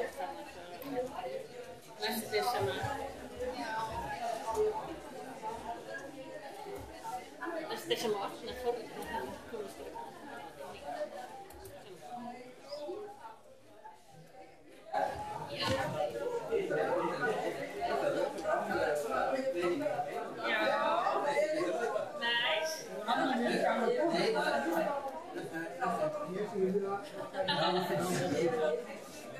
Já. Er þetta að geima þetta bara hér? Já, varstu þetta með klæður? Nei, ég er með. Já.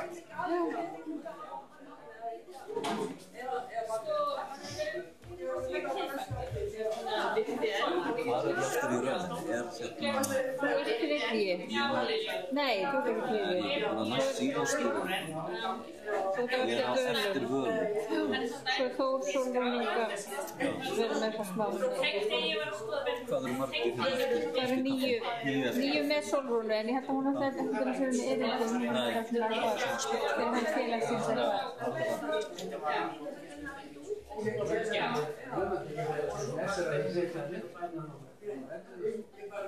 Ég veit ekki sögum núna.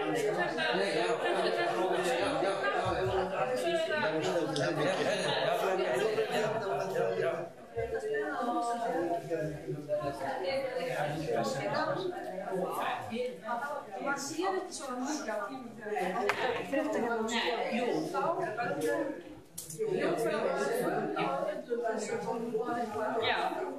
Nei, það sem sagt þó að þessi sjúkdóminn er til í dag. En mjög skemmtilegt Kristín. Já, það er mjög gaman.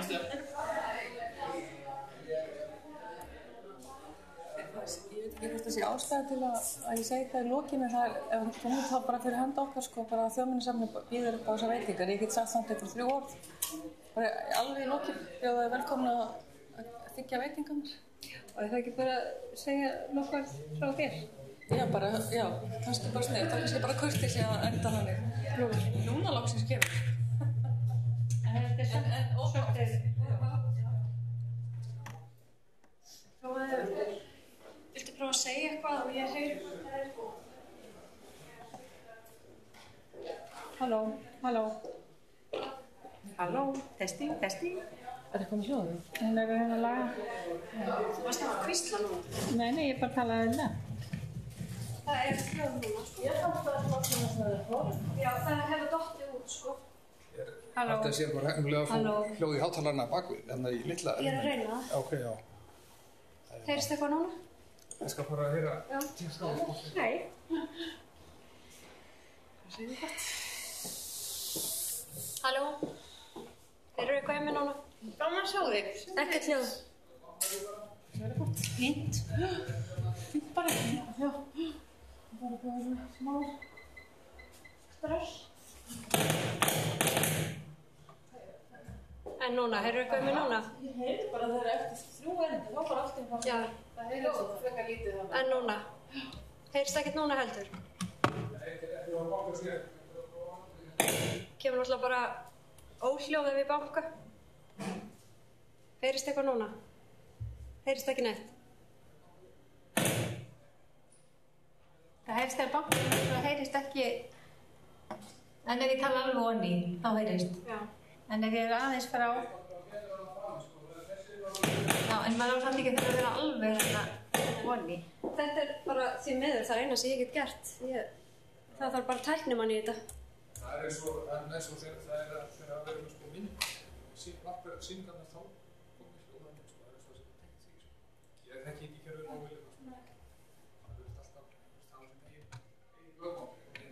Þetta kerfið hérna? Já. Já, það er alveg, þú veist. Þetta er bara svo oft sem að eitthvað... Ok. Er þetta allt bara on time og... Ég veit ekki. Já. Áfram. Það var eitthvað dætt út. Það er þessi dögur, sko. Já. Einmitt.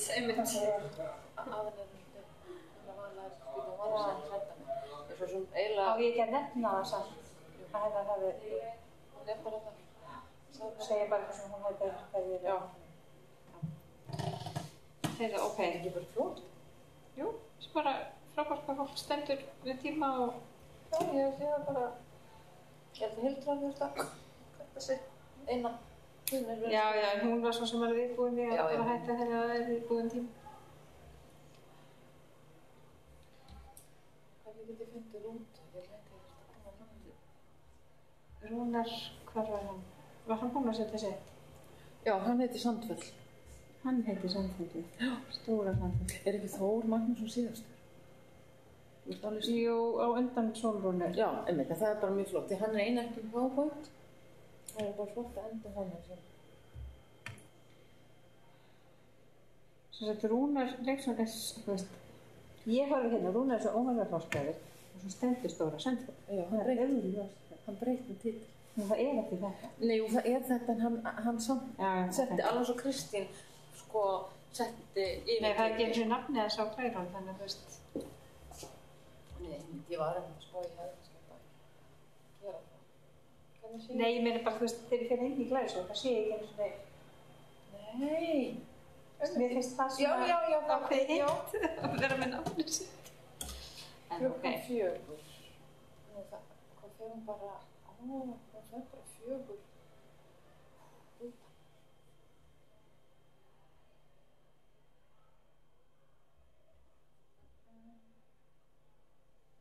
Það er ekkert að korta slöstum.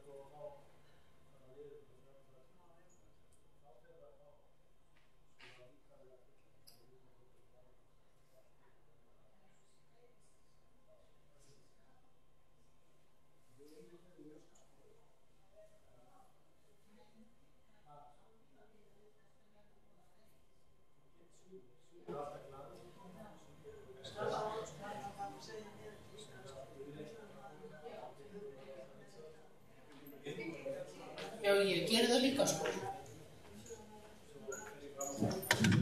Halló. Heyrist vel betur í mig núna en núna? Já, þetta spurning að tala í mikrofón. Ég var að hugsa hvort fólk ekki bara beitt sér meira. Hvort fólk ekki beitt sér meira. Já, þeir eru þegar þeir eru skrúfaðir niður, þá þetta svo óþægilegt, sko.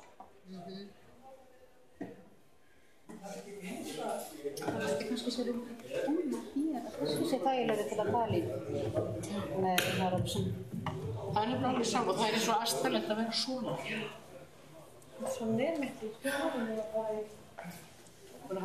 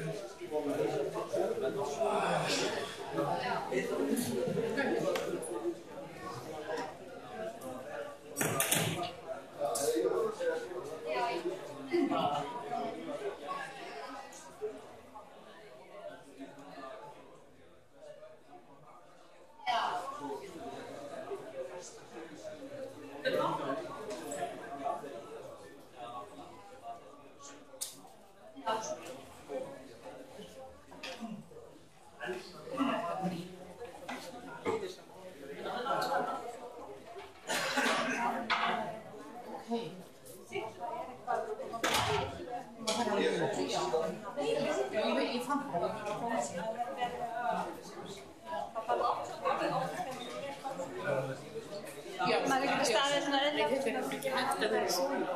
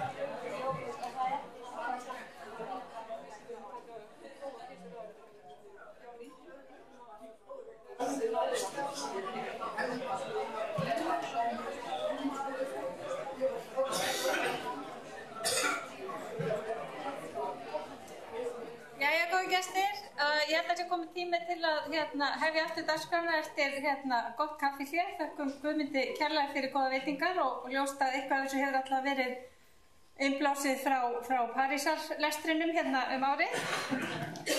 En fyrst eftir hlé tekur til máls Lísabet Guðmundsdóttir sem ætlar að segja okkur frá byggræktun í 101.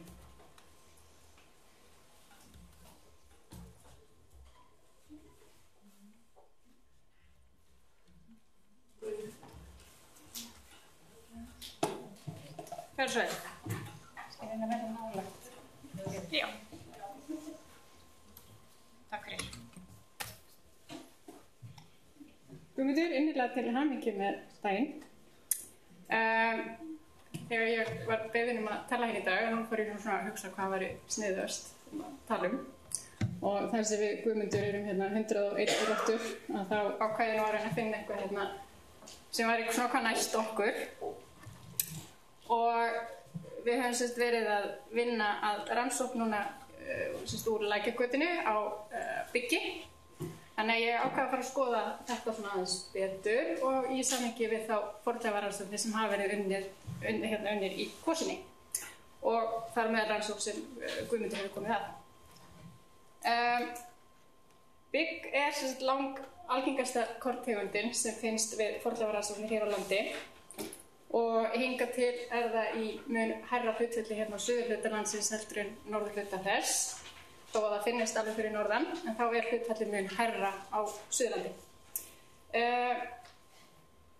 Algengast að finna svokallar 6 raða bygg og vísbendingar eru ræktun þess hér á landi frá landnámi og fram á 13. til 14. öld.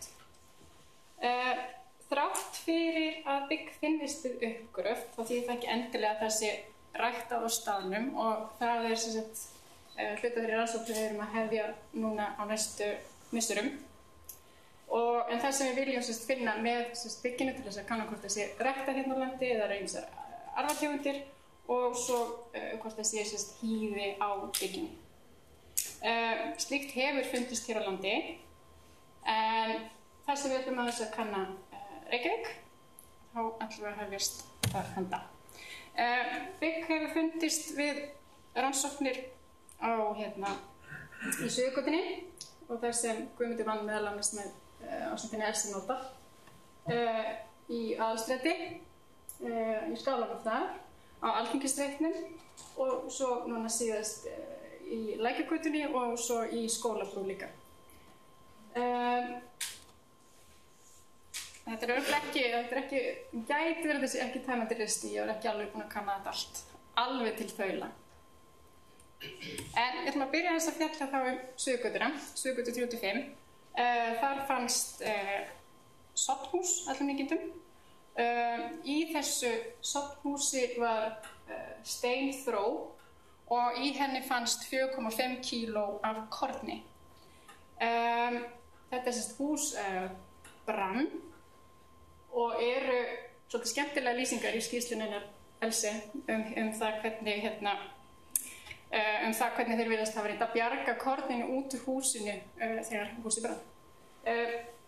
Kornið eða byggið, þetta var að mestu, það búið að greina bara hluta þessu, þetta virðist að mestu hafi verið bygg. Það var geymt í ullarsekkjum í þessari þró og í þrónni var svona autt svæði þar sem ekkert bygg var og talið að það hafi verið náð að lyfta sekkjunum upp og hlaupa með það úr brennandi húsinu. Það fannst einnig 1,5 kíló af korni við húsdyrnar á gólfinu þar og telur Elsi að þar hafi mögulega einn sekkurinn komið gat á sekkinn og helst í rauninni niður þegar það var að hlaupa út úr brennandi húsinu til að bjarga öllu korninu. Það svo sem ekki meðin að frekari rannsóknir á þessu byggi nákvæmlega en þar voru ýmsar arfategundir og einnig fræ af krækiberjum og bláberjum en ekki reyni hvers konar bygg þetta var. Enda bara lítið sýni tekið til greiningar. Og hérna teikning af þessu húsi. Ég er ekki með neina sjáðu hérna. Sérstu örinni, allavega, þetta þetta hús, korngeymsluhús eða sofnhús. Þarna var líka eldstæði sem talið hafa verið notað til þess að þurrka kornið. Svo færum við okkur yfir götuna og förum yfir í Alþingisreitinn. Þar var bygging 95 og í því var eldstæði 50 sem var líka svona steinþró, ekkert ósvipuð því sem var í Suðurgötunni og í þessu eldstæði, þessu ferhyrnda eldstæði fannst einnig talsvert magn af byggi. Þetta var aðalega 6 raða bygg og fundust mögulega hýði á einu mögulegt, hýði á einu byggi sem gæti þá gefið til kynna að það hafi verið ræktað hérlendis. Vala Garðarsdóttir telur að þetta hús hafi verið notað til kornþurrkunar, mögulega við bakstur og svo bruggun. Í skálanum í Aðalstræti fannst einnig talsvert af byggfræðum, en þó í mun minna hlutfalli, en þetta náttúrulega allt annars konar bygging, náttúrulega bara heimili. En það var að finna í gólflaugum og svo í eldstæði. Og þetta var aðalega þetta 6 raða bygg og ekkert hýði fannst á þessu byggi. Og svo færum við okkur yfir í Lækjargötuna. Í norðurhluta skálabyggingarinnar fannst tiltölulega hátt hlutfall af byggi, bæði í eldstæðinu og gólflögunum eldstæðinum, og svo þetta dreifa sig alveg svona fram að miðjum skála, en í syðsta hluta skálanum var nánast ekkert bygg að finna. Í fjósinu sem var svo syðst í húsinu voru taðlög, og inn á milli þessara taðlaga voru viðaröskulög, og í þessum viðaröskulögum var einnig að finna bygg.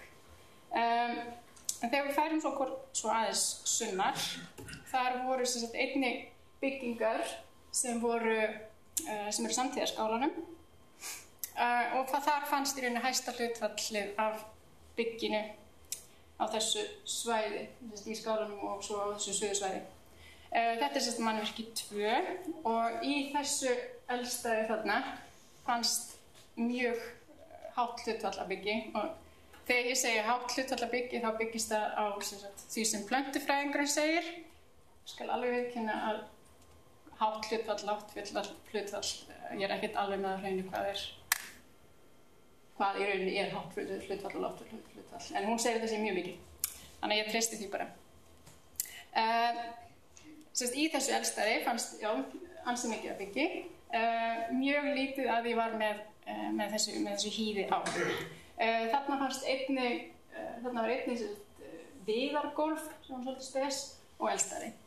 Þannig að við höfum verið að velta fyrir okkur þeim möguleika einnig að þetta sé hús bæði til þess að þurrka korn, en svo hefur þetta haft önnur hlutverk líka, því að þarna fannst einnig lag í eldstæðinu með svona smáum gjallleifum.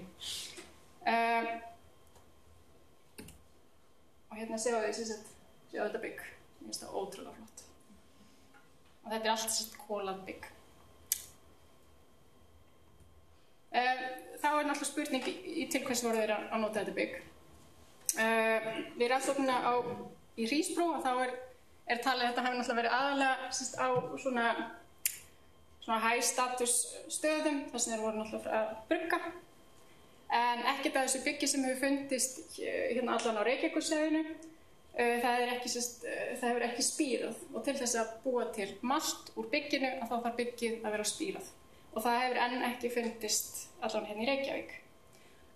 Svo erum við náttúrulega ennþá með þessar pælingar, hvort þetta sé innflutt eða hvort þetta sé verið ræktað hér. Það er náttúrulega búið að gera frjókornarannsóknir, og frjókornarannsóknir benda til þess að bygg fer að sjást hérna á Reykjavíkursvæðinu skömmu áður en landslagið fellur og svo náttúrulega eftir það, sem náttúrulega bendir til þess að það sé verið að rækta hérna á svæðinu. En það sem við ætlum að gera næst allan með byggið í Lækjargötunni, að það er að gera strontíumrannsóknir á því. Þannig að við ætlum að kanna þetta, við erum með mjög gömul lög hérna í Lækjargötunni, þannig að við ætlum að fara úr elstu lögum yfir í þau yngstu og svo kanna hvort þessi elstu séu þá innflutt og svo eru að sjá innlend, eða hvort þessi bara eitthvað í bland, eða er þetta allt innflutt. Þannig að það er svona næstu skref hjá okkur. Og svo ætlum við að skoða eins svæði eins og Garðar Guðmundsson hefur reynda gert, hvar þeir geta hafa verið að rækta það. Og það eru svona hugmyndir að Landakotstúnið hafi hentað ansi vel. Það er þarna í afleiðandi hlíð liggur til suðurs og móti sól, þannig að það getur hentað ágætlega, og svo erum við með Akurey og Eyjarnar sem hafa náttúrulega verið kannaðar. En þetta er svona það sem við erum að gera í þessum byggrannsóknum. Þá segi ég þetta bara gott. Takk fyrir.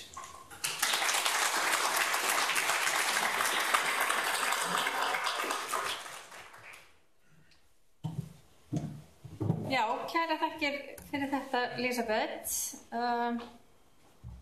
Við vindum okkur þá bara í næsta erindi. Það er Margrét Hrönn Hallmundsdóttir. Hún ætlar að tala járnvinnslu á 3 bæjum í Arnarfirði.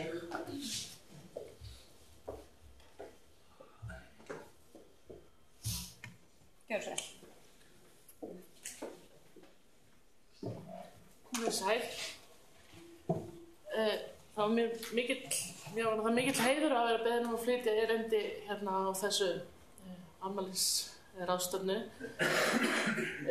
til einhver Guðmundi Ólafssyni, og ástæðan er svo að þegar ég var 10 ára þá ákvað ég að vera fornleifafræðingur, og eins og öll 10 ára börn gera þá fara þau bara heim og lesa bara árbækur hins íslenska fornleifafélags. Mjög eðlilegt. Á þessum árum þá eiga öll börn sér svona idol, og ég átti 2. Það var Guðmundur Ólafsson og Kristján Eldjárn. Guðmundur, þú ert alltaf minn uppáhalds. Til hamingju með daginn. Ég ætla að tala aðeins járnvinnslu á 3 bæjum og aðeins út frá grillutóttum sem hefur verið ferlega mynda sem Guðmundur rannsakaði ásamt félögum sínum. Þið náttúrulega þekkið öll Arnarfjörðin eins og lóan á ykkur, en grillutóttir eru þarna niðri, svo er Hrafnseyri, þarna er Auðkúla, og þetta sem ég tala sem Auðkúlu er í rauninni landnámsbýli í landi Auðkúlu, og ég veit ekki hvað það hét, þannig að það fær nafnið Auðkúla, en þetta landsvæði hérna heitir Partur.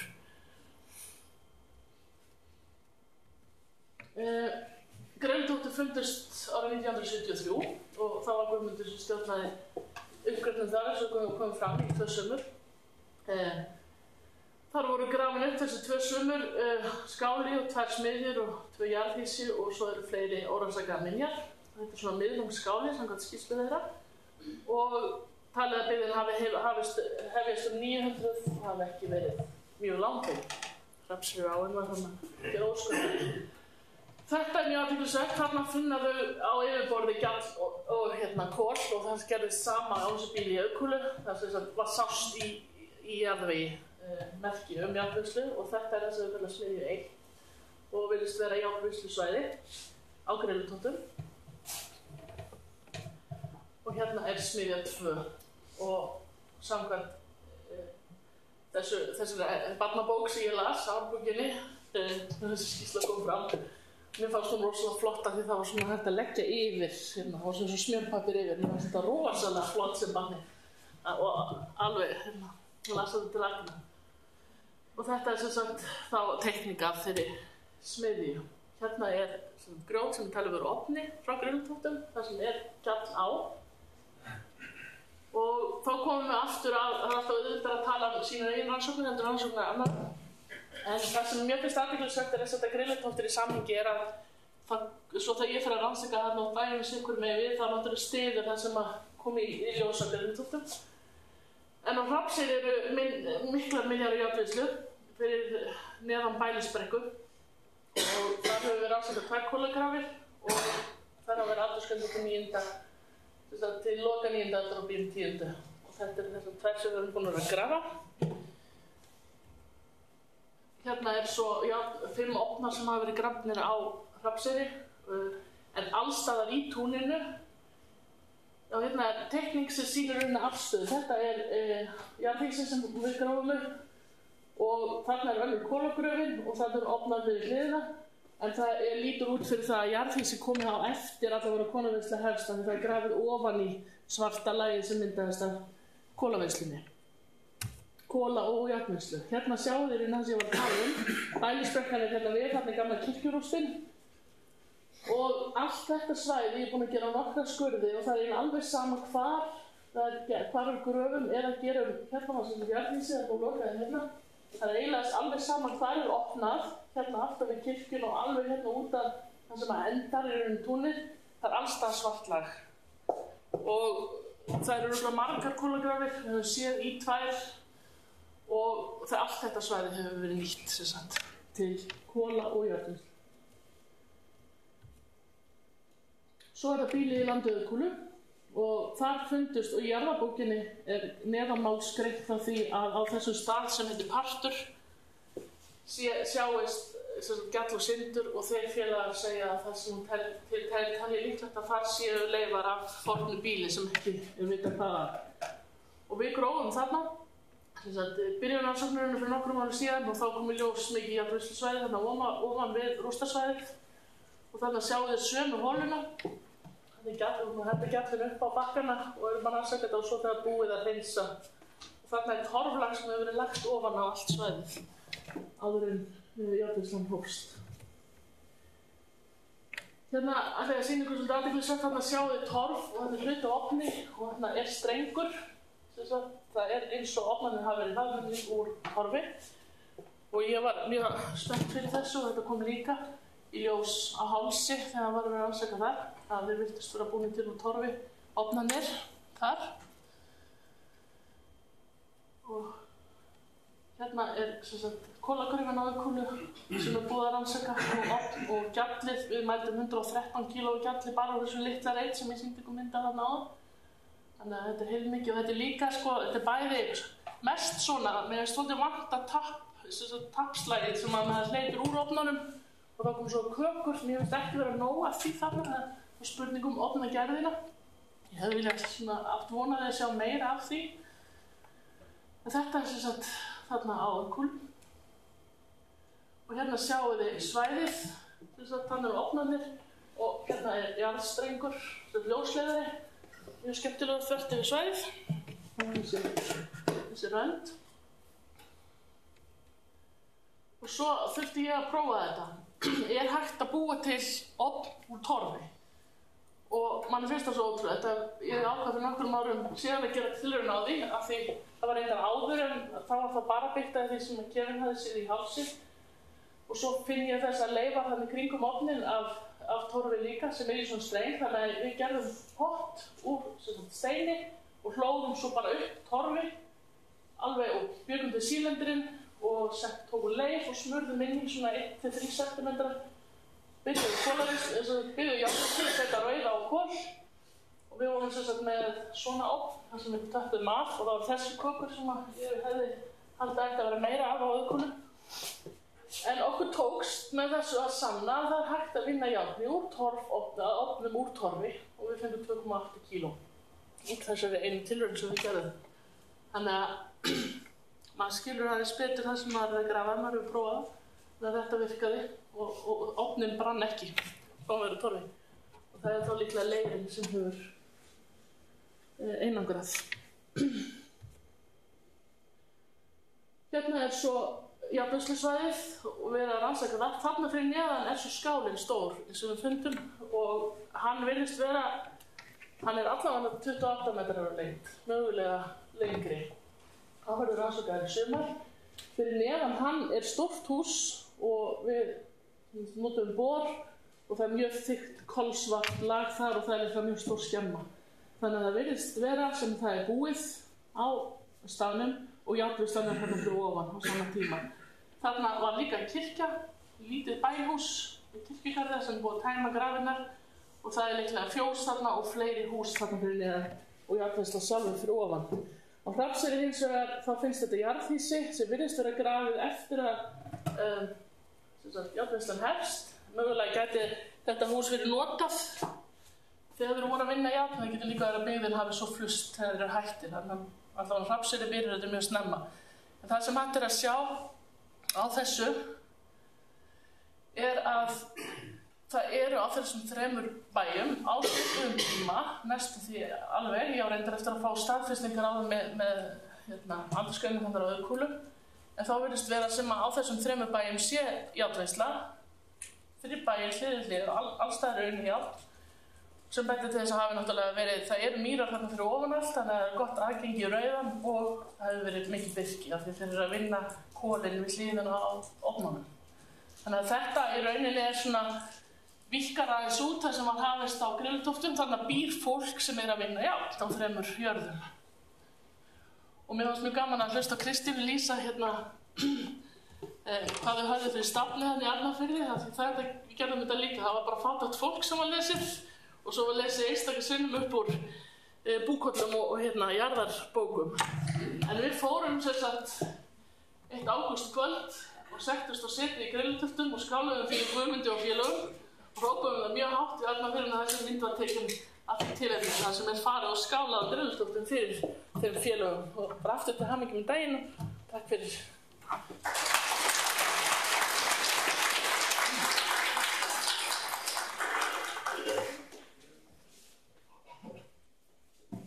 Já, kæra þakkir fyrir þetta, Margrét. Næsta dagskrá Orri Vésteinsson og hann ætlar að segja okkur eitthvað nánar Grænland. Út í mýri á Grænlandi.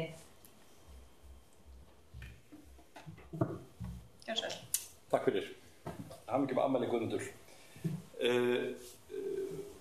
Guðmundur hefur markað djúp spor í sögu íslenska fornleifafræði á síðustu 50 árum. En það er ekki bara hér á Íslandi sem áhrifa hans gætir, heldur líka á Grænlandi og margir hér inni hafa hlustað á Guðmund segja frá rannsóknum sínum á garðinum undir Sandinum í vestri byggð og þar sem er nú ein stærsta og umfangsmesta og merkilegasta fornleifa rannsókn sem hefur farið fram á Grænlandi eiginlega bara frá millstríðsárunum og Guðmundur tók þátt í henni í öll þau ár sem hún var í gangi og hefur verið leiðandi í túlkun á byggingarleifunum sem þar komu fram. Og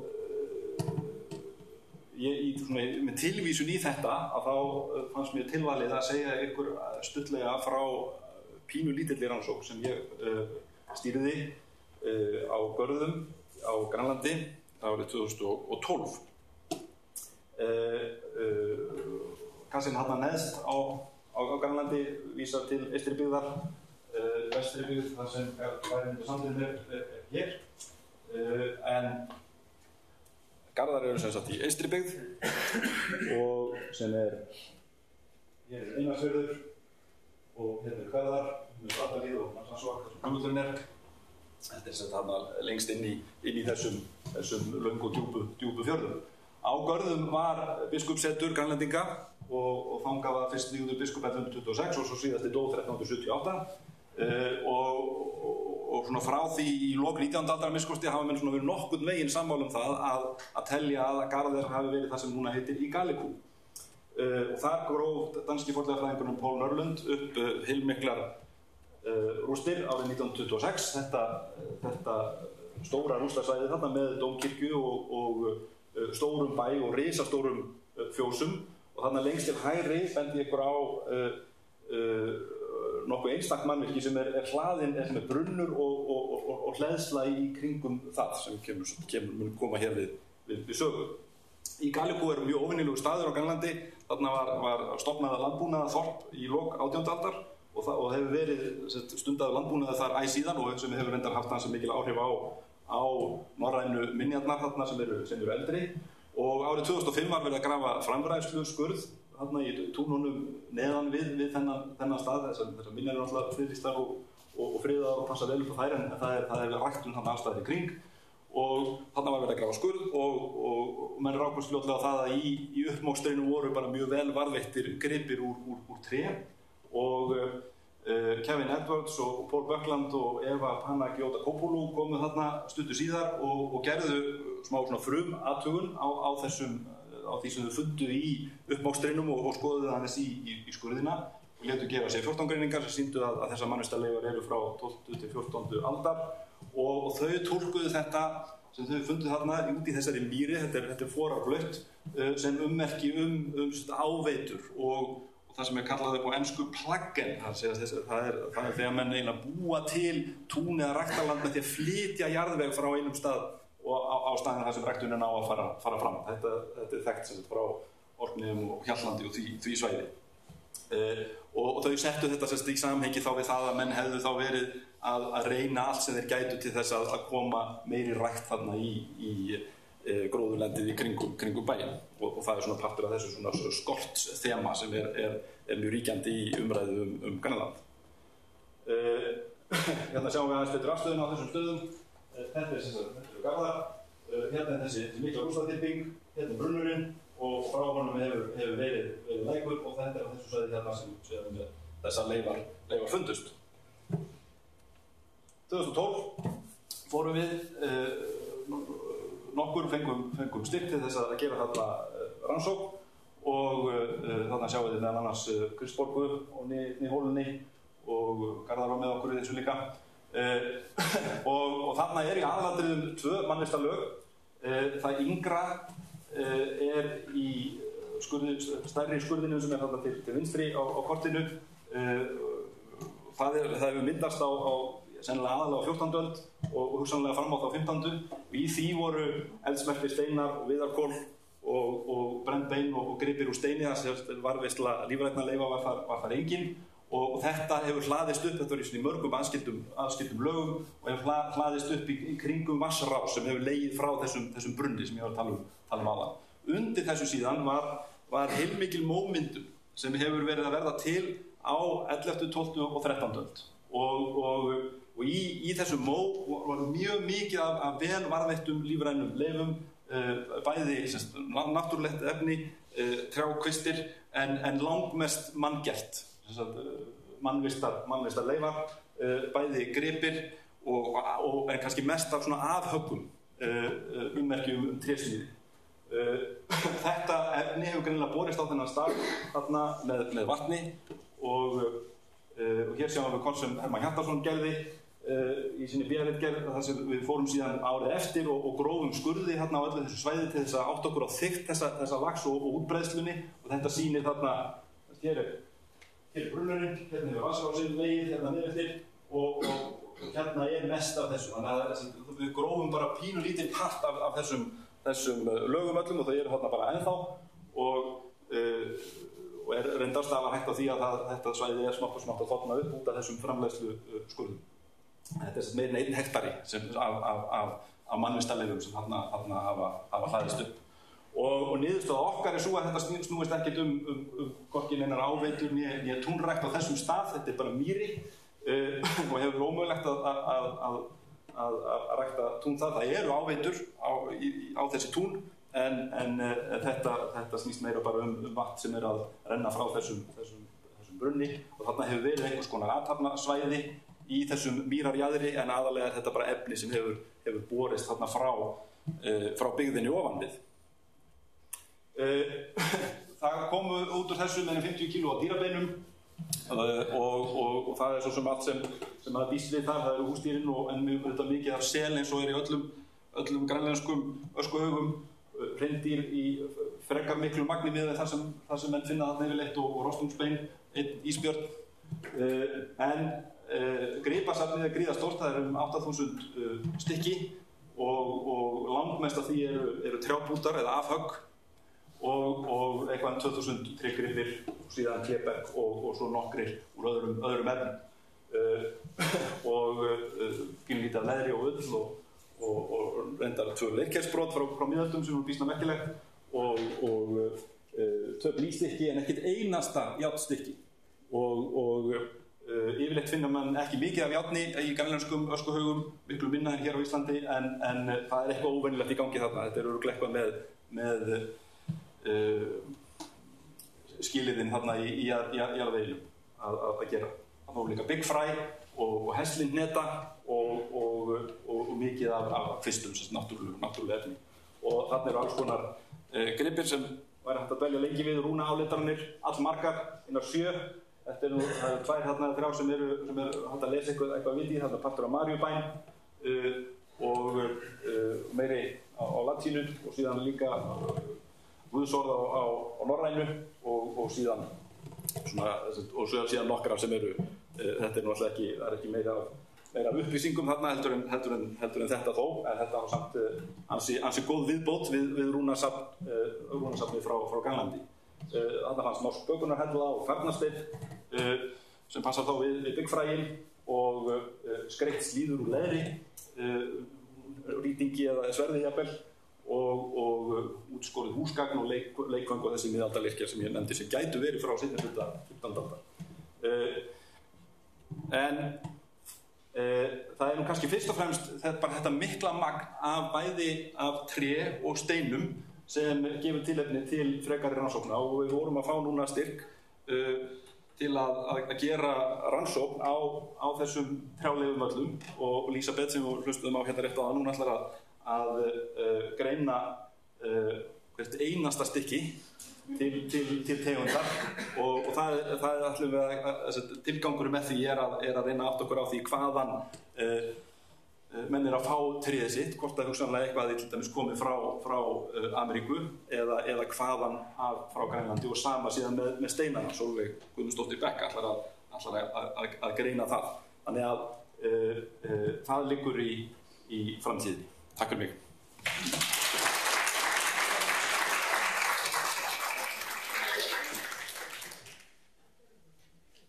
Já, kæra þakkir fyrir þetta orðið. Það verður spennandi að sjá hvert framhaldi verður af þessu. Næst þá talar hér Rúnar Leifsson og hann ætlar að segja okkur eitthvað Sandfell.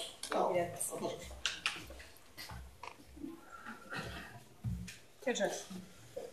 Jú, góðan daginn. Guðmundur hefur komið víða við sem fræðimaður og unnið af fjölbreyttum rannsóknum við Sörmland, björgunar rannsóknum og fleira. Og meðal annars kannaðan austur á héraði Kuml á Stóra Sandfelli árið 1982 og fann þar meðal annars leifar af hrossi sem hafði verið heygt og fyrir nokkrum árum að skoðaði þessi bein sem Guðmundur hafði samlað saman og er núna geymd á Þjóðminjasafninu og í dag ætla ég að bæta þær sviður á svo Guðmundar og aðeins að auka við þá sögur sem hann sagði á sínum tíma rúmlega 30 ára. Nú, kannski smá svona intro í þetta, við þekkjum flest hversu áberandi hross eru hérlendis í heiðnum gröfum frá víkingaöld. Þessi siður að grafa hross á kumlategum er svona einkennandi fyrir 10. öldina, skulum við segja, og hestar hafa fundist í yfir 40% allara kumla, sem við þekkjum í dag. Þau voru yfir enni algengari en það er alveg möguleiki. Norðaðra hrossin, þau voru lögð til fótamannesku, yfirleitt íklæddir eiðtíum, hrossin virðast vera aflífuð sem hluti af sem skreftunarathöfninni og stundum getum við greint hvað sér stað, þau eru leitt upp á gröf, slegin bylmingshögg í ennið, átti fallan í gröfina og skorinn háls, átti blæð út. Í meginatriðum getum við sagt að það er svona greinalegur blæbrigða munur á þessum athöfnum milli kumlategunda og milli landshluta en oft er þetta svona verið stöðum í svo svipuð trend innan hvers kumlategs, getum við sagt. Nú, sumarið 1982 var að vinna með jarðhitum við lagningu vegar í Skriðdal og Héraði og við það gerist nokkuð sem var fréttnæmt og skrifum í Morgunblaðið 17. júní það ár og í frétt Morgunblaðsins segir þegar verið var að ýta jarðvegi úr brekkunni fyrir hann eyðibýlið mið Sandfell komið ljós nokkur bein undan tönn einnar jarðhitunar. Verkið var stöðvað og við nánari athugun fundust fleiri bein þar í kring. Ekki voru mannabein að ræða, heldur hrossabein. En fyrir atbeina Hermanns Jónssonar, bónda á Stóra Sandfelli og Guðna Nikolássonar, yfirmanns vegagerðarhópsins, var tilkynnt fundinn. Guðmundur Ólafsson, safnvörður við Þjóðminjasafnið, rannsakaði sína staðinn í fyrradag og leiddi svo rannsókn í ljós að þarna var fundin heiðin gröf, svonefnd kuml. Sennilega frá 10. öld, það sá Guðmundar. Guðmundur Ólafsson, safnvörður, segir svo frá fundinum. Því miður hafði jarðhitan afmáð nær öll vegsumerkjum gröfina, en til allar hamingju voru fáeinir sentimetrar eftir niður á grafarbotn. Þar fundust kringlótt næla úr silfri, mikil gersemi, skreitt fléttu munstri og 4 litaðar glerperlur. Svonefndar sörfustölur. Engin mannabein fundust á skarkripunum, annað lítið brot af glerungi einnar tannar. Skarkripinir benda til að þarna séu konungröf að ræða, sem telja má sem mjög ríkulega búin. Í heiðnum sið var algengt að leggja hesta í grafir höfðingja bæði karl og kvenna. Hjá hestinum sem þau eru lagður til fóta hins látna í gröfinni fannst beisli smél, einnig gerðarhengja. Kringlóttar nælur sem sú sem þarna fannst voru notaðar með kvenbúningi víkingaldar og hafa áður fundist 9 slíkar nælur hérlendis. Næla þess er þó íburðar mest þeirra allra og merkilegur fundur. Og svo sagði Guðmundur í lokin á þessu viðtali, þó svo illa tækist til í upphafi að jarðhitan eyðilagði kumlið nær algjörlega, áður að þau uppgötvaðist, eiga vegagerðarmenn miklar þakkir skildar fyrir á tilkynntu fundin. Það er rétt að brýna fyrir mönnum að tilkynna á Þjóðminjasafninu strax allar slíkar minjar sem finnast í jarðrask. Samkvæmt þjóðminjalögum, ef viðkomandi aðilar stöðva umsvifalaust framkvæmdir á þeim stað, þar til fenginir úrskurður Þjóðminjasafns hvað gera skuli. bannaður að róta frekar í fornum minjum sem finnast fyrir tilviljun. Og þessi brýna áminning Guðmundar slær tóni á mér, þar sem ég er minjaverður, og þetta er mikið við í dag eins og þá, og sýnir hvað Guðmundur hefur alltaf verið harður á sínu. Nú, kumlega tvískipt, suðurlutin getið mannabein, svo voru horfin þegar rannsóknin fór fram, og hafa mannabein sennilega verið fjarlægð einhverju tímapunkti í fortíðinni. Og norðan var svo hrossgröfin. Hún var 160 sem 120 cm þvermál, nokkuð vegleg, og hross hefur búið í reiði tíum því Guðmundur fann beislismél og gerðarhengju á beinunum. Og ég skoðaði semst þetta dýrabeinasafn fyrir nokkru og þá kom eitt og annað óvænt í ljós. Alls var safnað 171 hrossbeini í og við kumlið, en hersbeinin höfðu mestu lent í uppmokstri vinnuvélarinnar og þau voru mörg hver og flest illa brotin og skemmt. En í stuttu máli má segja að beinarannsóknin leiddi í ljós að voru 2 en ekki 1 hross í þessu kumli tiltekna. Það er greinilegt vegna þess að það voru brot af 3 lærleggjum og brot af 3 herðablöðum meðal beinana. Og út á þeim hryggjarliðum sem voru eftir, þá gátum við greint að það voru líka 2 aldurskeið. Það sé að hrossin voru ekki gömul þegar þau voru þegar þeim var fórnað í gröfuna. Það er líklegt að hrossgröfin hafi raskað á sama tíma á mannabeinin voru fjarlægðu kumlinu. Og það hefur náttúrulega gerst einhvern fjarlægri fortíð. Það er að það var grafið ofan í kumlið, rótaðu beinum, mannabeinin vantarlega fjarlægð. Hluti af hrossbeinunum hefur voru eftir í gröfinni en hluti enda upp á grafabakka sella og er ekki til í dag. Og þetta sést á því að vantar mjög mörg bein í bæði hrossin.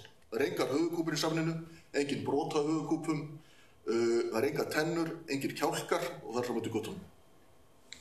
Og til viðbótar þetta voru mjaðmagrindunar alveg gersamlega í brotum, þannig að við getum ekki kynngreint hrossinu, þannig að við getum út frá tönnum eða mjaðmaveinum. En eins og segi, hins vegar ljóst að dýrin 2 voru á mismunandi aldri þegar þeim var slátrað í grafabakkann og við sjáum það á hryggjarliðunum. Þegar hryggjarliðir eru þau dýr sem þau bein sem gróa síðast í líkamanum. Og þá játtuðum okkur sem hesta og því er ágætt að bera þau saman við önnur bein í líkamanum, það til að finna þetta aldurskeið, aldur við döða.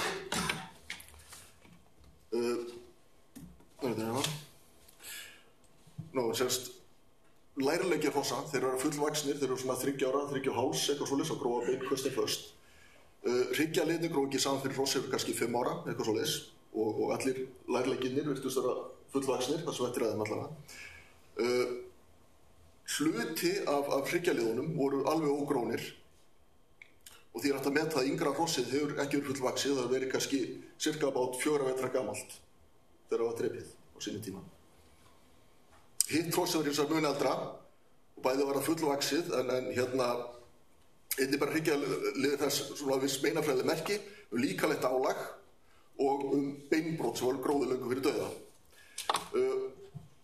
Og patológian í eldra dýrinu er svo, við sjáum lendaliði, voru beinbrot sem var áveð þér gróðið saman. Þetta er sérst 2 aðskilin bein sem var gróðið saman með mikluvagni og opnu beini, búið að læsa þá saman þetta er þetta 2 tindar sem var gróðið saman. Nú, á svipaðan hátt voru 3 brjóstliðir líka byrjaðar að vaxa saman, ef dýrið hefði lifað áfram eða mögulega gerst á endanum, en þeir voru byrjaðar að gróa saman. Og þetta hefur líklega verið viðbragð líkamanns við einhverju óeðlilegu álagi á bakið á þessu dýri. Og það rímar og harmonar ágætla við reyti eins og Guðmundur fann í gröfinni. Þannig að þá hefur sérlega verið gamla reyðfesta að ræða eitthvað slíkt, við getum leitt líkur af því. Óvenlegri áverki er í hryggtindinum. Þetta er slót þessi standaðið upp úr þessu brjóstliðum. Sjá, þetta er brotin svo er beigður þessi brot og svo er tölvöld ekki magna á nýju beini í kring, þannig að þetta fekk að gróa vel og dýru að drepið. Það var ekki að lifa sérst eftir þetta og við sjáum ekki oft beinbrot gróin í þessum hrossum og hvað það þýðir við ekki en alltaf hefur það fengið högg eða áverka einhvern tíma á lífsleiðinni. kannski svona skemmtilegt og rómantískt að hugsa til þess að það hefði gerst sem hluti af hestahatt eða eitthvað slíkt og fengið spark í bakið. Það er rómanlegt að segja. Við þetta má kannski bæta á hrossinu voru ekki íkjastór með við nútímastala, kannski 1,338 cm í mastalagi á hæð. Nú, algengast var sem að einu hrossi verið fórnað í kumla á Íslandi, en þó er vel þekkt að þau voru einstaklega fleiri, sérst 2, mögulega fleiri, og núna bæti stóra sandfell í þann hóp. Þekkt hross, tvöföld hrosskuml eru algengust á Norðurlandi, 22 talsins á Skagafirði og Austurþingjarsýslu. Það er 1 á Suðurlandi sem er svona pínu iffi, mögulega tvöfalt. Og svo núna er þess að 2 þekkt á Austurlandi með stóra samfelli. Þannig að ég færi þér Guðmundur hér hross í afmælisgjöf. Takk fyrir.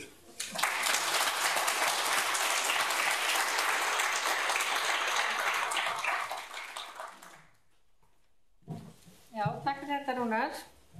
Nú ekki afmælisgjöf það. Næsta dagskrá er Steinunn Kristjánsdóttir sem ætlar að segja okkur frá 2 dysjum úr fræðabrunni Guðmundar.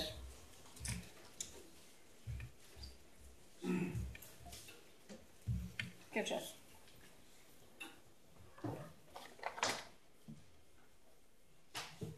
Já, til hamingju með daginn, Guðmundur, og komið öll sæl.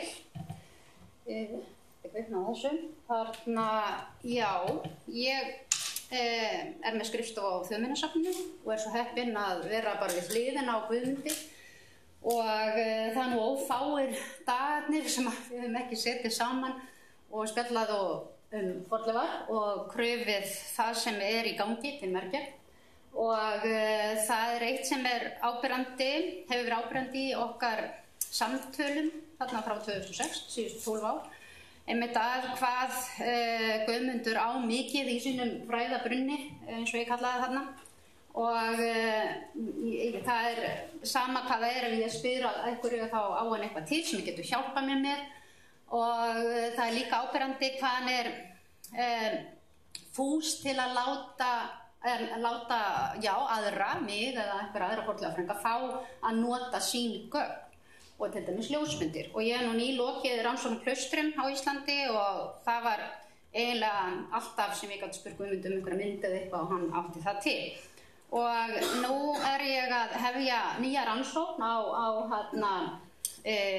aftökustöðum á Íslandi frá því eftir siðaskipti og það var svo sem ekkert öðruvísi með það eins og annað sem ég hef spurt Guðmund Og ég var einmitt að ræða við Guðmund í haust eitthvað tíman. Það var nú eiginlega þannig að það kom til mig maður frá Patreksfirði og sagðist hafa fundið það var síðan greint að þetta voru mannabein hér við Mikladalsána í Patreksfirði. Þetta er nú mynd sem ég tók bara páskana við hýlinn hér, en þar var konu drekkt, hún var dæmd til dauða og henni drekkt í þessum hýl.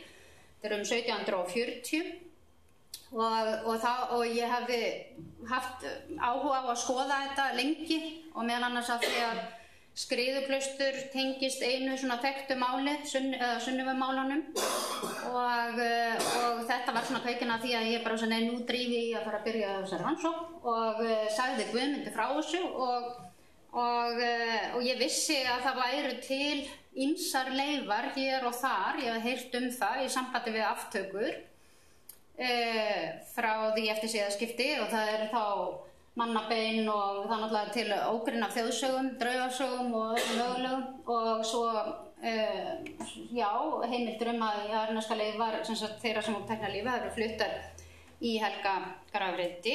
En ég vissi ekki af þessum fornleifauppgrefti sem að Guðmundur stóð fyrir 30 árum, ég held að það sé nú næstu upp á dag, það var allavega vorið 1998.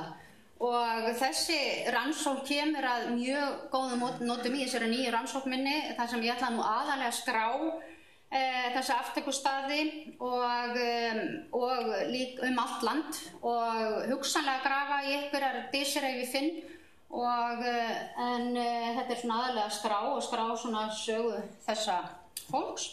En þarna var sem sagt disinn sem að Guðmundur gróf upp voru 1988 og mjög vöndur rannsókn og svona það sem ég ætlaði að segja núna hér á eftir gera það eiginlega bara svona, þetta svona stutt myndasýning bara af þessar rannsókn og það sem kemur svo skýrt fram hvað hún vönduð að mínu mati og einmitt nýtist mér mjög vel. En þarna sjáu þið þessa dis og hún læti nú ekki mikið yfir sér og hún var grafin upp vegna þess að var verið ekki að veika þarna, þið kannski þekkið umhverfið þarna.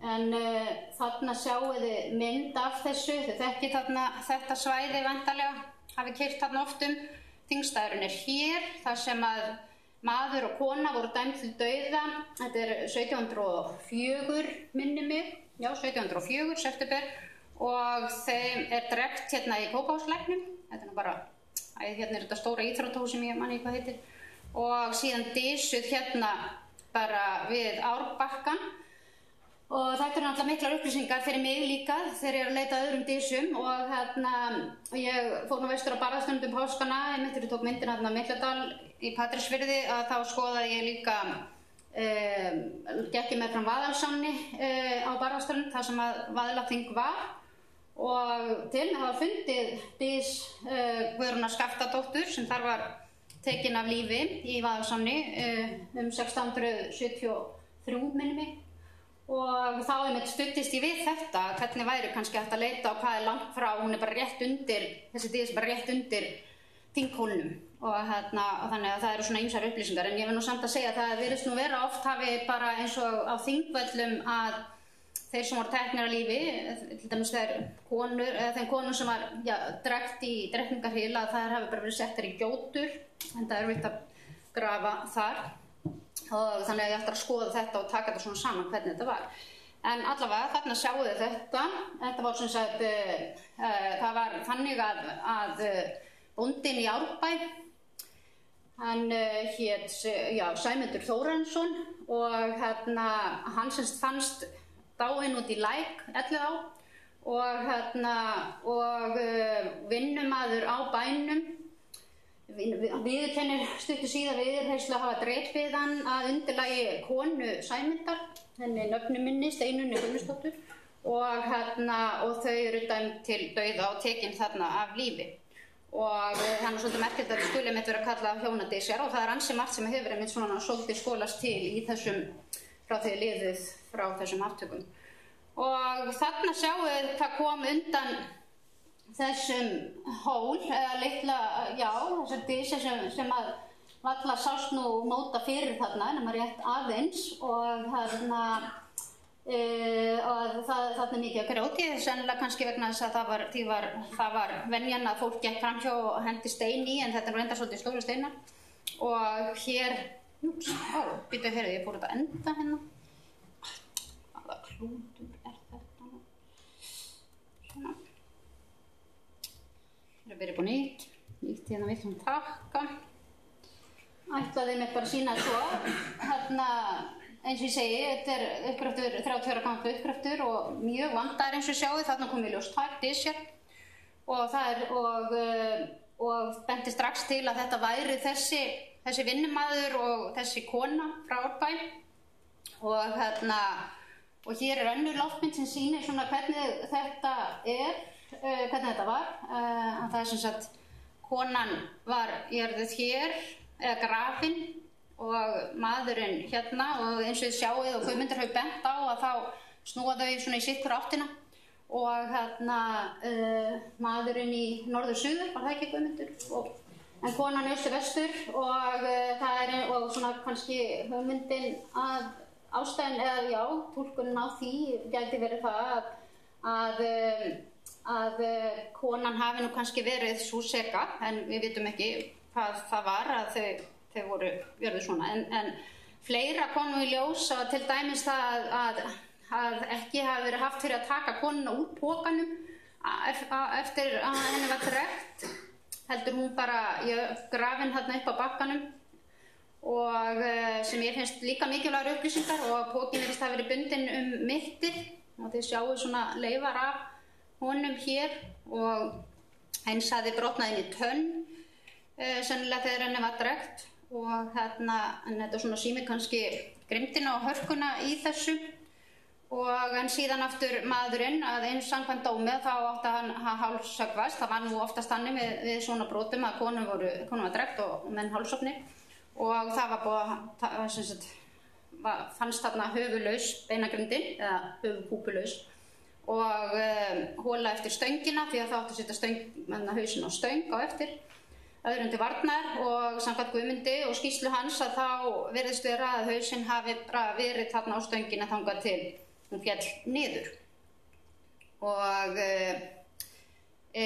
ég ætla nú bara að enda þetta og sýna aftur þessa mynd frá því áður að þetta var grafið upp. Eins og sjáu þá þetta nú ekki, lætur þetta nú ekki mikið yfir sér og ég nú rétt byrjuð á þessara rannsókn og ég sé nú til dæmis að það ætti að vera einn svona dys við Elliðaá vegna þess að þar var konu drekkt rétt fyrir aldamótin 1700 en núna sem sagt tekur við að fara að ganga meðfram ám og skoða þingstaði og leita dysum og skrá og og sjá hvort það sé, skoða þetta nánar. Ég á nú eftir að sjá alveg hvert þetta leiðir.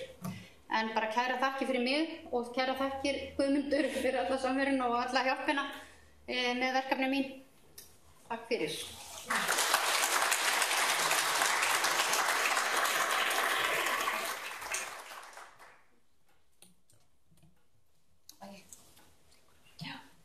Já, takk fyrir þetta Steinunn, það verður áhugavert að fylgjast með framvindinni í þessu.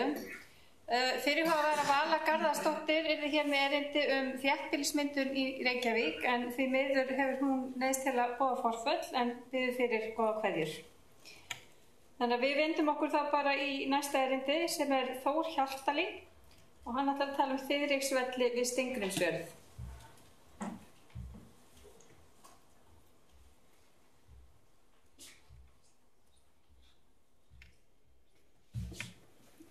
Já, takk. Já, komið sæl og til hamingju með daginn Guðmundur.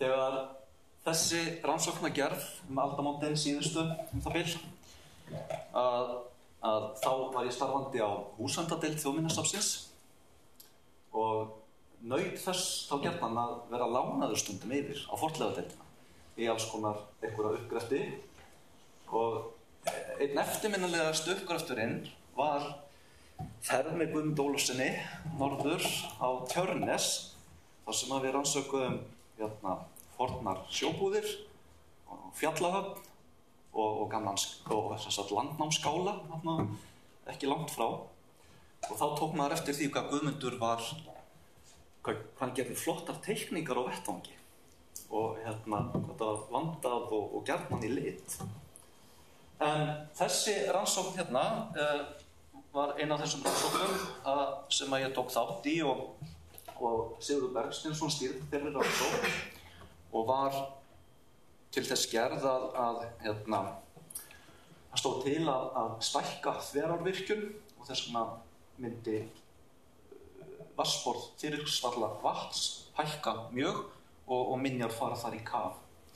Nú þið sjáið þarna þetta Þyriksvallavatn og myndin tekin þarna út í Steingrímsfjörð þarna í baksýn og þetta svona rétt sunnan við Hólmavík. Og þið sjáið á þessari mynd hvar vatnsborðið hefur náð. Það var ákveðið að lækka vatnsborðið þegar við fórum þarna til að grafa og svo var þetta bara þurrkað yfir sumarið og við komum og svo var þetta hækkað upp aftur. Og margar þessara mynda í rauninni, bæjarhóllinn cirka hérna og var bara umlukið vatni. Þannig að rofið var mjög stíf áður en farið var á vettvang. Hér eru til dæmis tóftir sem að tilheyra bænum. Nú, yfirleitt mynd á Þyriksvöllum. Þið sjáið Þyriksvelli þarna í botni dalsins og bílið Vatnshorn og Þyriksvallavatn þarna og það Þverá sem að rennur þarna út og stíflan þarna þeim megin vatnsins. Nú, síðasti bærinn á Hólnum, bæjarhóllinn var mjög áberandi, þykkur, mikill og stór, 30 metrar í þvermál og þarna ljósmynd af síðasta bænum og bærinn fór í eyði þá þegar 1953 þegar ákveðið var að virkja Þverá. Það fóru þarna tún bara undir vatn og sömuleiðis í rauninni bæjarhóllinn fór á kaf á þeim tíma. Og þarna sjáu þið bara útmark bæjarhólsins. Verkefnið var eiginlega svolítið drastískt því að hérna sjáu þið bara yfirleitt yfir minjarnar. Þetta er hæsta staða í vatninu, í rauninni áður en farið var að rannsaka, áður en vatnsborðið hækkaði. Þetta er bara eins og það var, hefur verið svona það bil 1953 og þið sjáu hérna hvernig að zooma meira hérna af. Hér sjáu þið bæjarhólinn sjálfa, umlukinn vatni og mikið rof og var í rauninni láð þarna undir skemmtum auðvitað, eins og svo margar aðrar minjar sem að tilheyrðu þessu forna bíli. Nú, þarna eins og með svona venjulegan bæ, þetta er svona meðaljörð, þetta 1600 jörð, Vatnshorna 2000 jörð og þarna eru þetta minjar af ýmsu tagi. Það voru 34 mannvirki skráð og svo komu 9 mannvirki í rauninni í ljós þegar tekið var þetta snið í gegnum bæjarhólinn. Og þarna eru auk bæjarhólsins skemmur, fjós, brunnhús, hesthús, fjárhús, hlöður, hrútakofar, kálgarðar og eins og þið sjáu allar mögulegar gerðir af byggingum. Og svo tók maður eftir því að það var mikill áhugi í héraði á þessari rannsókn, en sömuleiðis nýttu Hólmvíkingar þetta gjarnan sem svona útivistarsvæði, þannig að það voru margir sem voru mjög ósáttir við þessa hækkun vatnsborðsins. Og hækkun vatnsborðsins ég sýna það betur á annarri mynd, en allt þetta svæði hefur farið og eflaust fór í kaf eftir þessa rannsókn. Hér sjáu þið bara nokkra myndir svona til að sýna ykkur. Þetta heitir Ísakstóft og er eitthvað svona gamalt hjábýli eða kofi sem kennt við Ísak nokkuð. Og hér sjáu þið hvernig vatnið var búið að skola ofan af mörgum húsum og minjum og þarna í bakgrunni sjáu þið bæjarhólinn sjálfan, hvernig hann leit út eins og eyland þarna inn í moldarflæðinu. Nú, þetta var fyrir dag að dróna, þannig að ég þurfti að klöngrast þarna upp á fjall til að fá svona yfirlitsmyndir. Og hérna sjáu þið inn í dalinn. Og svo sjáu þið hér mynd af sjálfum bæjarhólnum. Nú, aðferðin sem að notuð var, svo ég segið, þetta var rannsókn vegna þessara virkjanaframkvæmda og uppleggið var í rauninni þannig að við höfðum 2 vikur til að afla eins mikilla gagna þennan bæ og við gátum áður en þetta yrði sett á kaf. Og þetta er svolítið drastískt. Maður tekur svona svolítið andköf í dag og því að þetta voru vísna merkilega minjar sem komu þarna í ljós. Þannig að það sem gert var, þetta var allt saman mælt upp og allar minjarnar mældar upp með allstöð og tekið snið á ákveðnum stöðum til að svona reyna að aldursgreina. Það er auðvitað mjög erfitt með gjóskulög þarna fyrir vestan. Það var eitt gjóskulag sem við gátum nota sem var Katla 1721 en annars voru engin gjóskulög sjáanleg. Þannig að við þurfum að nota kolefnisaldursgreiningar til að fá betri aldursgreiningar á minjunum. Nú, aðferðin var bara einfaldlega svo, það var tekinn bara 2,5 metra skurður í gegnum bæjarhólinn og mikið til vélgrafið, svo bara hreinsað á milli, stoppað þegar farið var ofan í mannvirki og þetta sniðið tekið og teiknað í plani bæði og sniði. Hér sjáu þið sniðtekninguna. Þetta jarðlag, númer 100, kemur í ljós, það var tekið og gerðar aldursgreiningar bæði efst í laginu og neðst í laginu og þetta hefur verið að hlaðast upp á tímabilinu 1100 eða á 11. til 13. Svona milli 1100 og 1300. Allt þetta lag. Ruslalag sem var í rauninni alveg stútfullt af minjum Þarna komu mikið af timburgripum upp, ótrúlega vel og fín varðveisla, góð varðveisla af alls konar gripum, leður, vaðmál og annað lífrænt virtist geta, virtist varðveitast mjög vel þarna í þessu njarði. Nú til að sýna ykkur, þetta bara, sniðið endaði svo þarna á soðholu og það tekið sýn úr því líka og var aldursgreint aftur á 10. öld. Þannig að bæjarhóllinn geymdi þarna minjar frá landnámi og alveg til 1953. Og hérna eru teikningar af ýmsum gripum sem að komu upp við uppgröftinn. Svo sjáið alls konar verkfæri og amboð, ýmis konar og þetta meira og minna úr laginu frá þessu fyrir 1300. En varðandi niðurstöðurnar bara í stuttum máli að þá þetta bæjarhóll sem að náði alveg til 10. aldar. Þetta lag 100 sem að virtist nú fyrst og fremst ruslalag hefur hlaðist upp þarna á 11. til 13. öld og kolefnisaldursgreiningar á beinum voru notaðar til að aldursgreina það og svo vorum við með Kötlu 1721 fyrir ofan. Það sem að ég ætlaði aðeins að velta fyrir mér líka bara er líka bara staða minjavörslunar og hvernig þetta hefur þróast. Maður tekur, þegar þetta er gert að þá, þegar þetta var gert, þetta er varðandi aðdragandann að þetta er 1999 og vatnsborðið stóð til þá að hækka þá úr 84 metrum og upp í 90 metra yfir sjávarmál. Og Bjarni, sem er nú hér, skráði fornleifar á svæðinu til að meta umfangið og áhrif framkvæmda á minjar.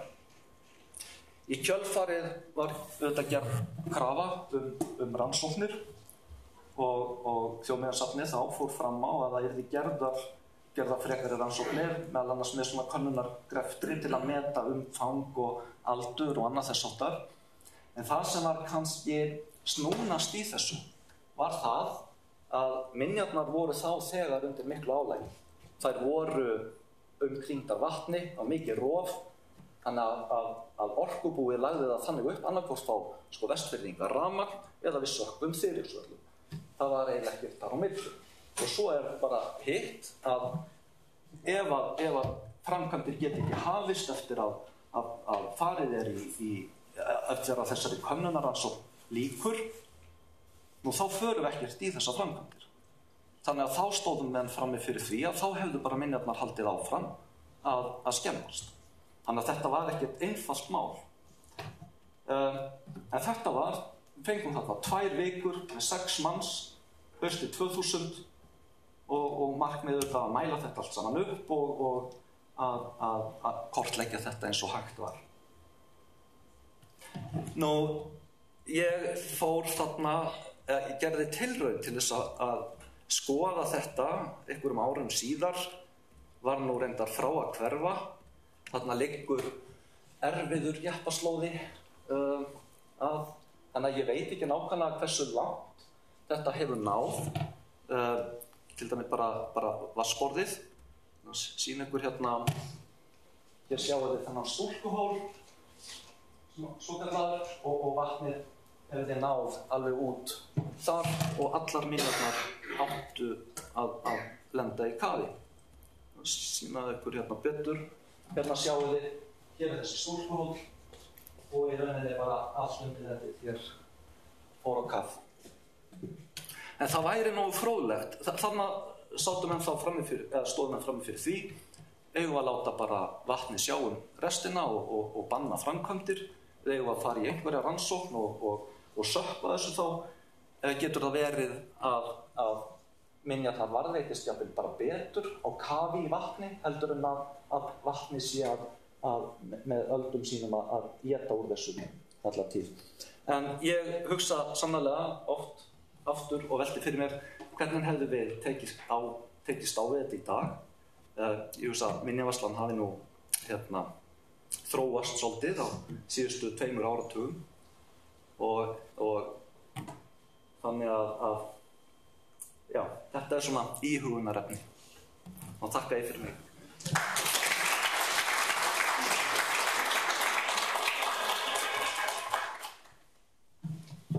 Já, kæra þakkir fyrir þetta Þór. Næstu tekur til máls Þór Magnússon sem ætlar að tala grelutóttir og önnur örnefni.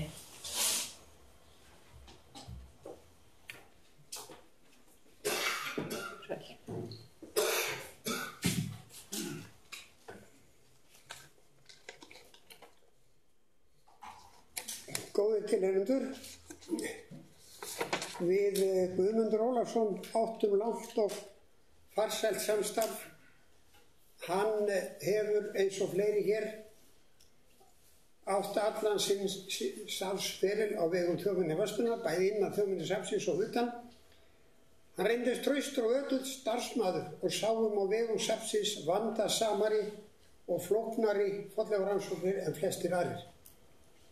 Samvinna okkar var á allan hátt hinn besta og ég honum allt gott upp að inna og þakka honum fyrir langa og góða samvinnu. Við skulum byrja á því að bregða okkur aðeins vestur á Hrafnseyri við Arnarfjörð sem nú búið að minnast á hér nokkrum sinnum. Ég kom fyrst að Hrafnseyri 1973 og þá í fylgd Ágúst Böðvarssonar, forstöðumanns Landmælinga Íslands. Hann var fæddur á Hrafnseyri og alveg þar upp og þekkti því vel til sögu staðarins og staðhátta. Faðir hans var Böðvar Bjarnason sem lengi var þar prestur.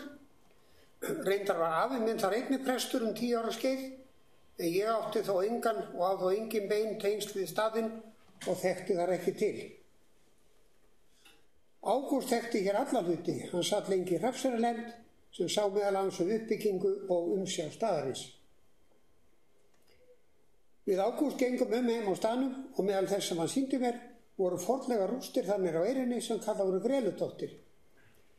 Mér virtist við fyrstu sýn að hér gæti verið fornrústir að ræða. Þarna sýndist móta fyrir skála og fleiri húsum. Við grófum dálítinn prufuskurð þar sem virtist gæti hafa verið langhús, skáli og þá kom þar í ljós langeldur og setbálkar beggja vegna sem bentu fastlega til forna byggingar gæti jafnvel verið landnámsalda skáli. Nafnið vakti hjá mér hugrenningar til landnámsmannsins hér og konu hans sem Landnáma segir frá. Þar segir að án Rauðfeldur, sonur Gríms Loðinkynna úr Hrafnistu, yrði eins og þeir fleiri norðmenn, að því að sagan segir, ósáttur við Harald Hárfagra og stykki því úr landi og í Vesturvíking. Hann herjaði á Írland og fékk þar Grelaðar dóttur Bjartmars Jarls. Síðan fór þau til Íslands og komu eftir í Arnarfjörð.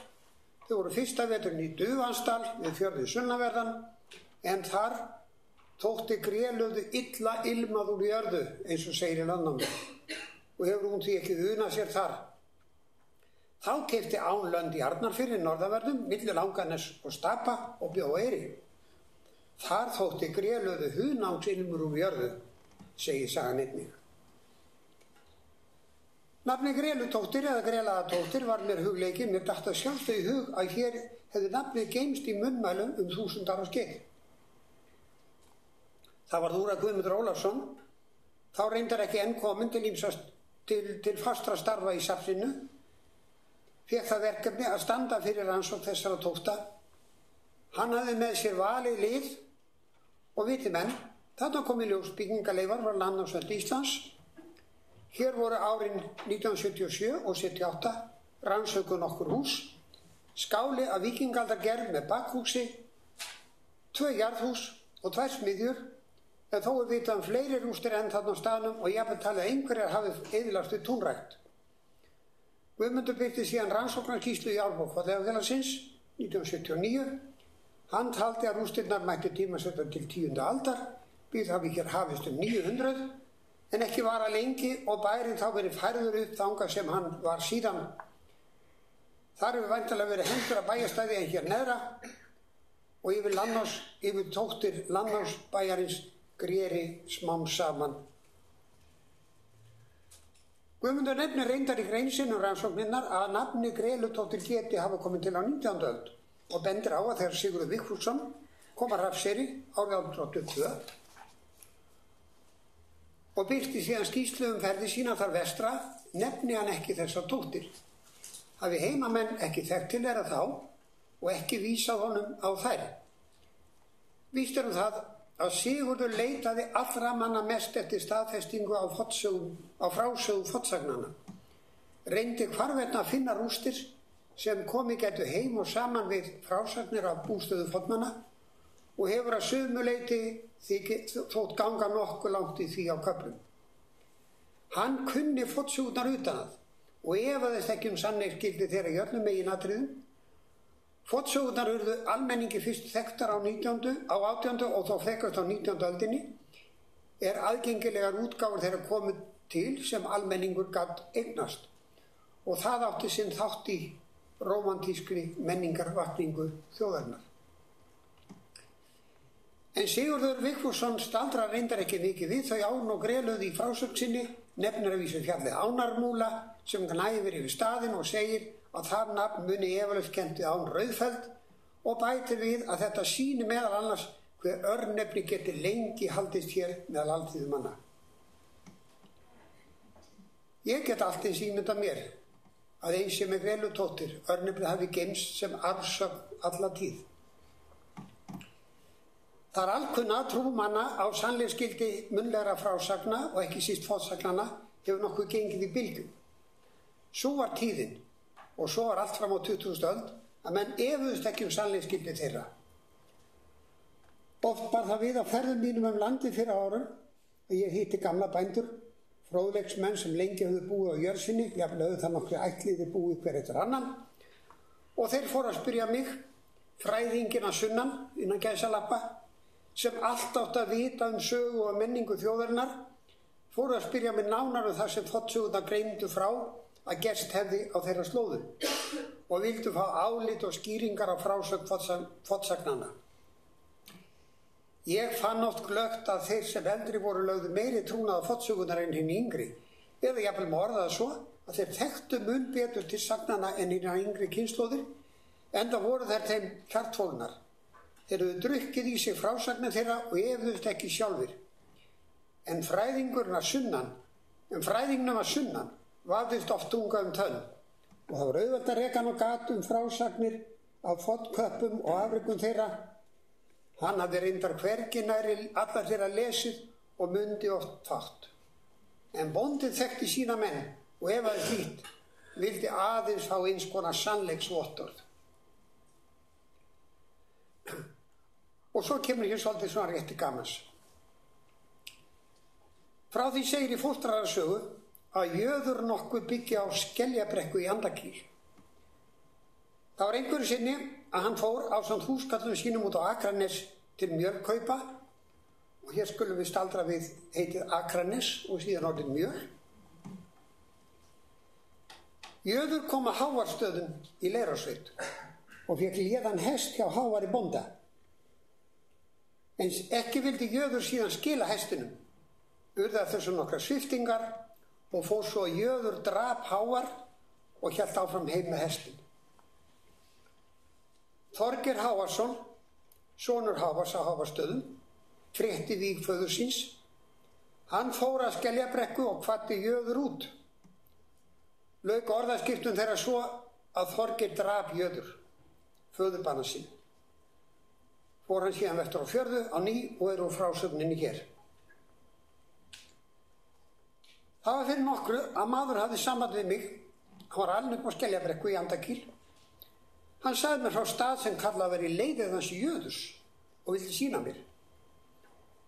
Ég fór að rífa söguna, því að náttúrulega var ég búin að gludra niður sögutræðinum og fór með hann þarna upp eftir og þarna skammt fyrir þetta Skeljabrekku, ytri, tók hann mig með sér upp á smá hæð og sagði, hér leiðið hans Jöðurs.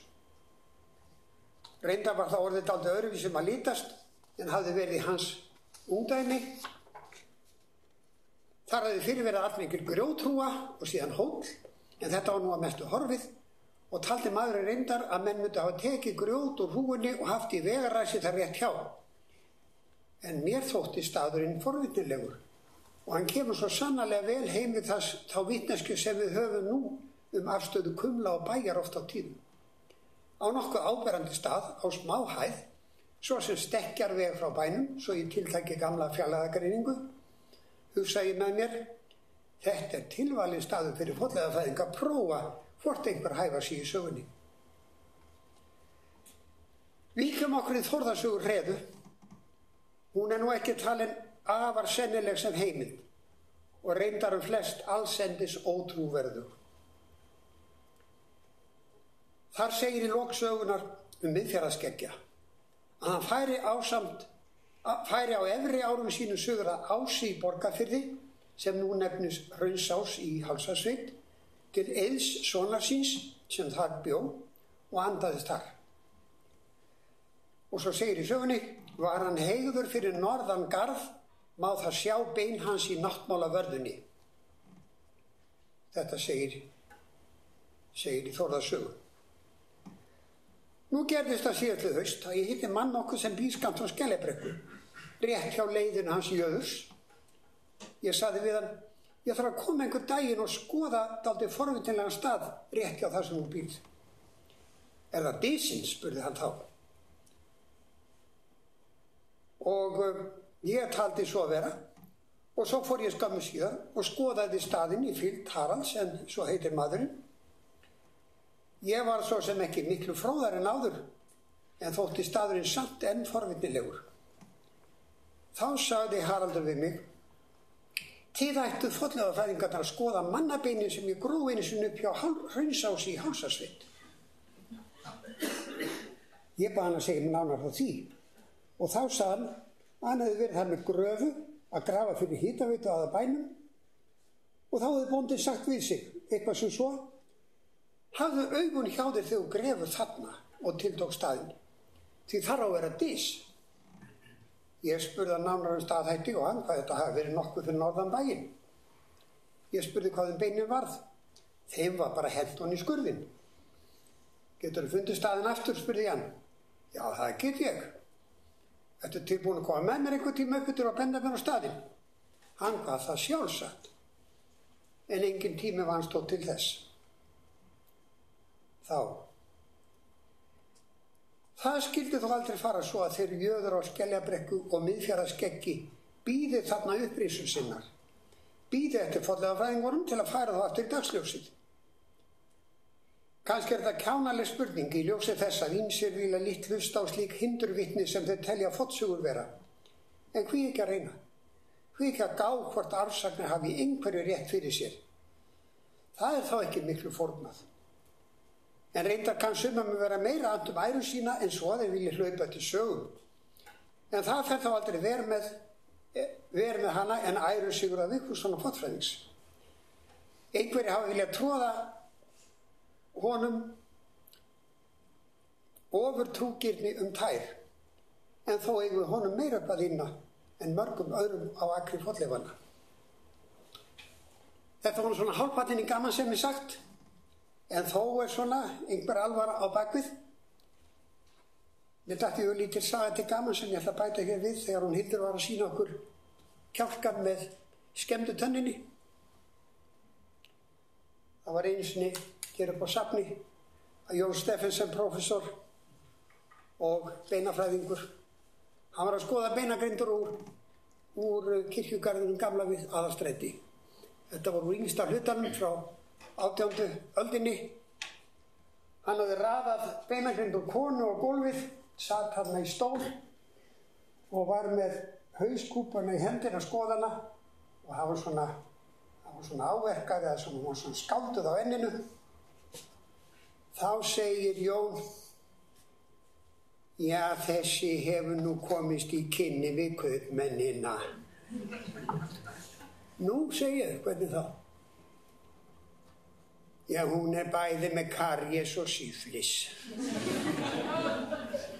Takk fyrir.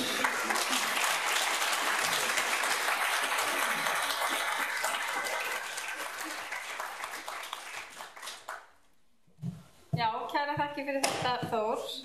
Næst tekur til máls Sólrún Inga Traustadóttir, formaður félags fornleifafræðinga. Gjörðu svo vel. Takk fyrir. Innlega til hamingju með daginn, Guðmundur. Sæl öll þið hinn. Þetta er búið rosalega gaman. Ég er í dag að hlusta á þessi fróðlegu erindi og bæði áhugaverðar rannsóknir og svo sérstaklega skemmtilegt að hlusta á sögurnar af Guðmundi í felti eða inn á skrifstofum Þjóðminjasafnsins. En ég er hér fyrir hönd félags fornleifafræðinga og vil þakka þér innilega fyrir þitt mikilvæga og mikla framlag til íslenskra fornleifafræði. Eins og hefur komið fram í öllum erindunum, þá er þitt svið, kannski má segja, náttúrulega ekki bara í felti og í fornleifauppgröftum, heldur náttúrulega aðferðafræði og einnig miðlun í árbókinni þegar Margrét var 10 ára og var að lesa þig þar eftir þig og ekki síðast en ekki síst fornleifa skráningu. Þeir smá þakklætisvottur frá okkur, gjafabréf í Hörpu, þar sem þú getur boðið gesti með þér og einhvern menningaviðburð sem þú eru áhuga á. En ég langar líka að þakka þér fyrir að vera mjög virkur félagsmaður í félaginu og ég held þú sért í svona topp 3 yfir svona virkustu félagsmenn sem mæta á félagsfundi og viðburði. Þannig að það er rosalega mikilvægt fyrir félagið að hafa svona virkan félag og eins og hefur komið fram hefur alltaf mikinn áhuga á öllu sem tengist fornleifafræði og mikill metnaður hvað það varðar sem að hjálpar okkur auðvitað yngri kynslóðinni líka. En ég þykist vita að þó svo að sé þessi tímamót hér og við sem að fagna með þér, þá veit ég að þú ert ekki hættur og ég treysti því að þú haldir áfram að mæta vel á fundi. Bara einlega þakki fyrir og til hamingju með daginn aftur.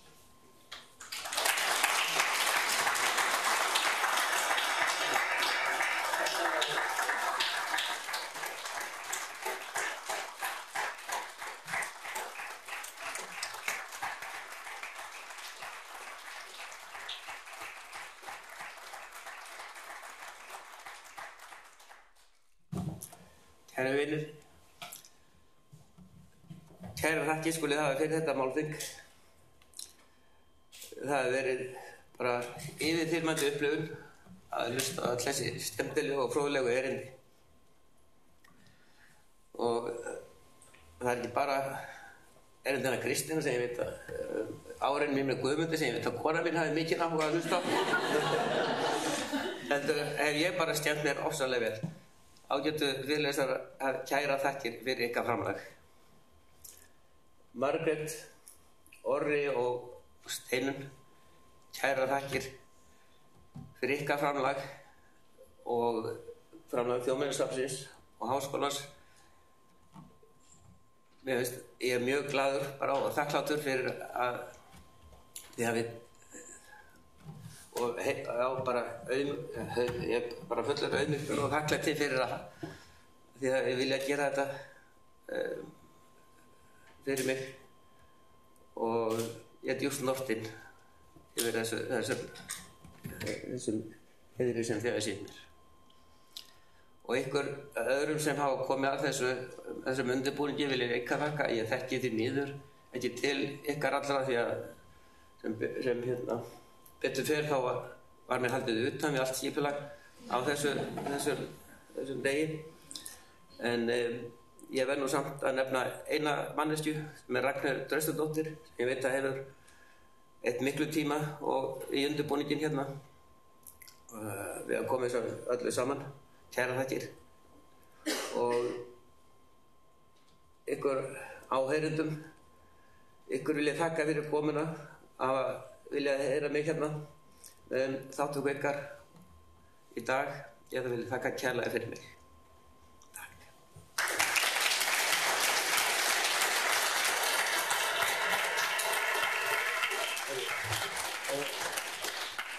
Ég vil alltaf þakka Önnulísi fyrir frábæra fundastjórn að tímaraminn hefur haldið alveg ótrúlega vel sem er ekki sjálfgefið hjá fornleifafræðingum.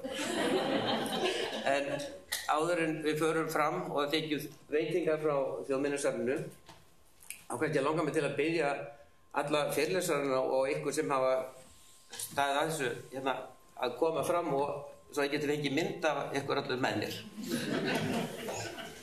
Takk fyrir.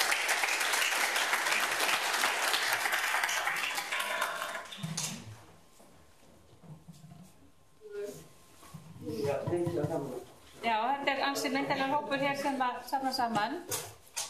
En það svona spurning hvort við, ykkur með myndavél þá? Já. Ragnheiður með þetta?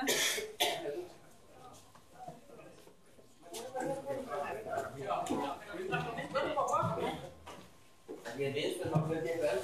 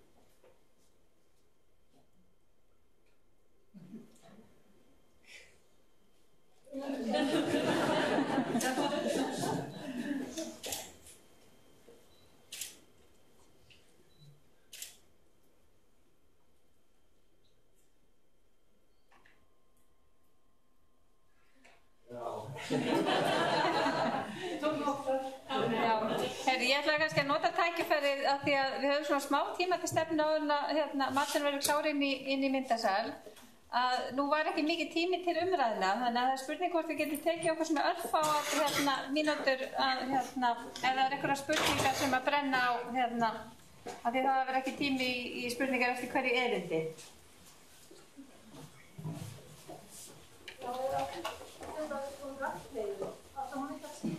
Myndirnar eru inni með nafnum. Það er bara...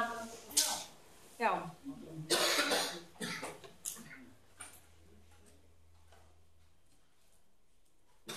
Þetta er náttúrulega búið að vera mjög fjölbreytt erindi og komið víða við eins og kannski hefur hæfi þegar litir yfir starfsæði Guðmundar að hann hefur auðvitað komið víða við. En mér langar kannski að ríða á það með spurningarnar og beina í leikni til Guðmundar, hann var nú ekki með erindi. En hvað finnst þér hafa verið svona, hvað var að segja, markverðasta þróunin á þessum tíma? Frá því að þú kemur hér fyrst til starfa.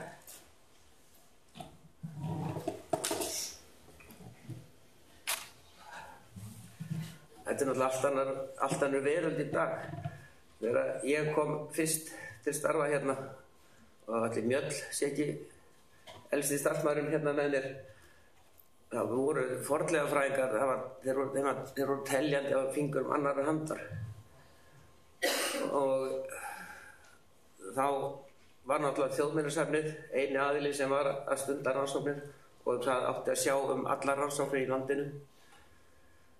Og það var fjársveltið var þá bara yfirþyrmandi og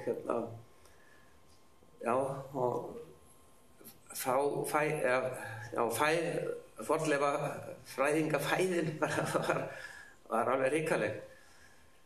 Ég myndi segja að stofnun fornleifadeildar við kennslu fornleifa við háskólanum sé mesta bara gæfu stökk sem hefur gerst í fornleifafræðinni á undanförnum áratugum og hefur bara háskólinn hefur dælt út bara ótrúlega efnilegum, spennandi ungum fornleifafræðingum sem bara rosalega gaman að umgangast. Þeir eru svo frjóir og skemmtilegir og fullir af hugmyndum. Já, takk fyrir það. Er eitthvað fleiri spurningar?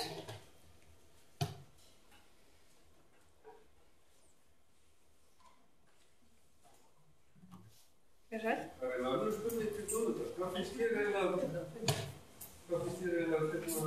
þetta rannsóknir sem þú stæðir?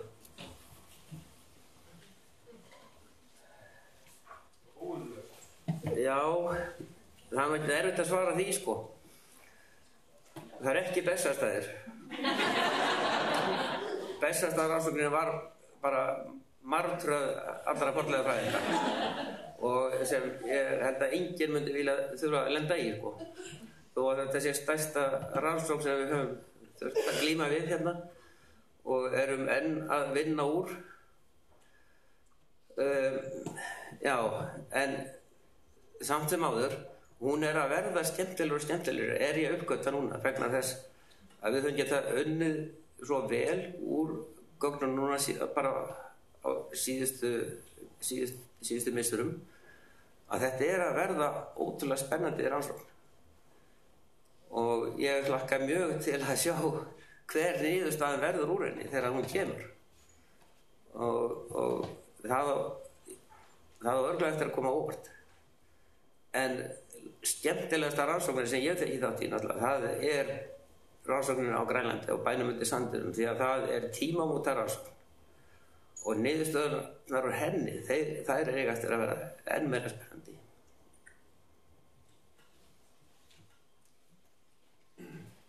Já, takk fyrir það. Einhverjum fleiri? Mér langar að fá að segja eina stutta sögu.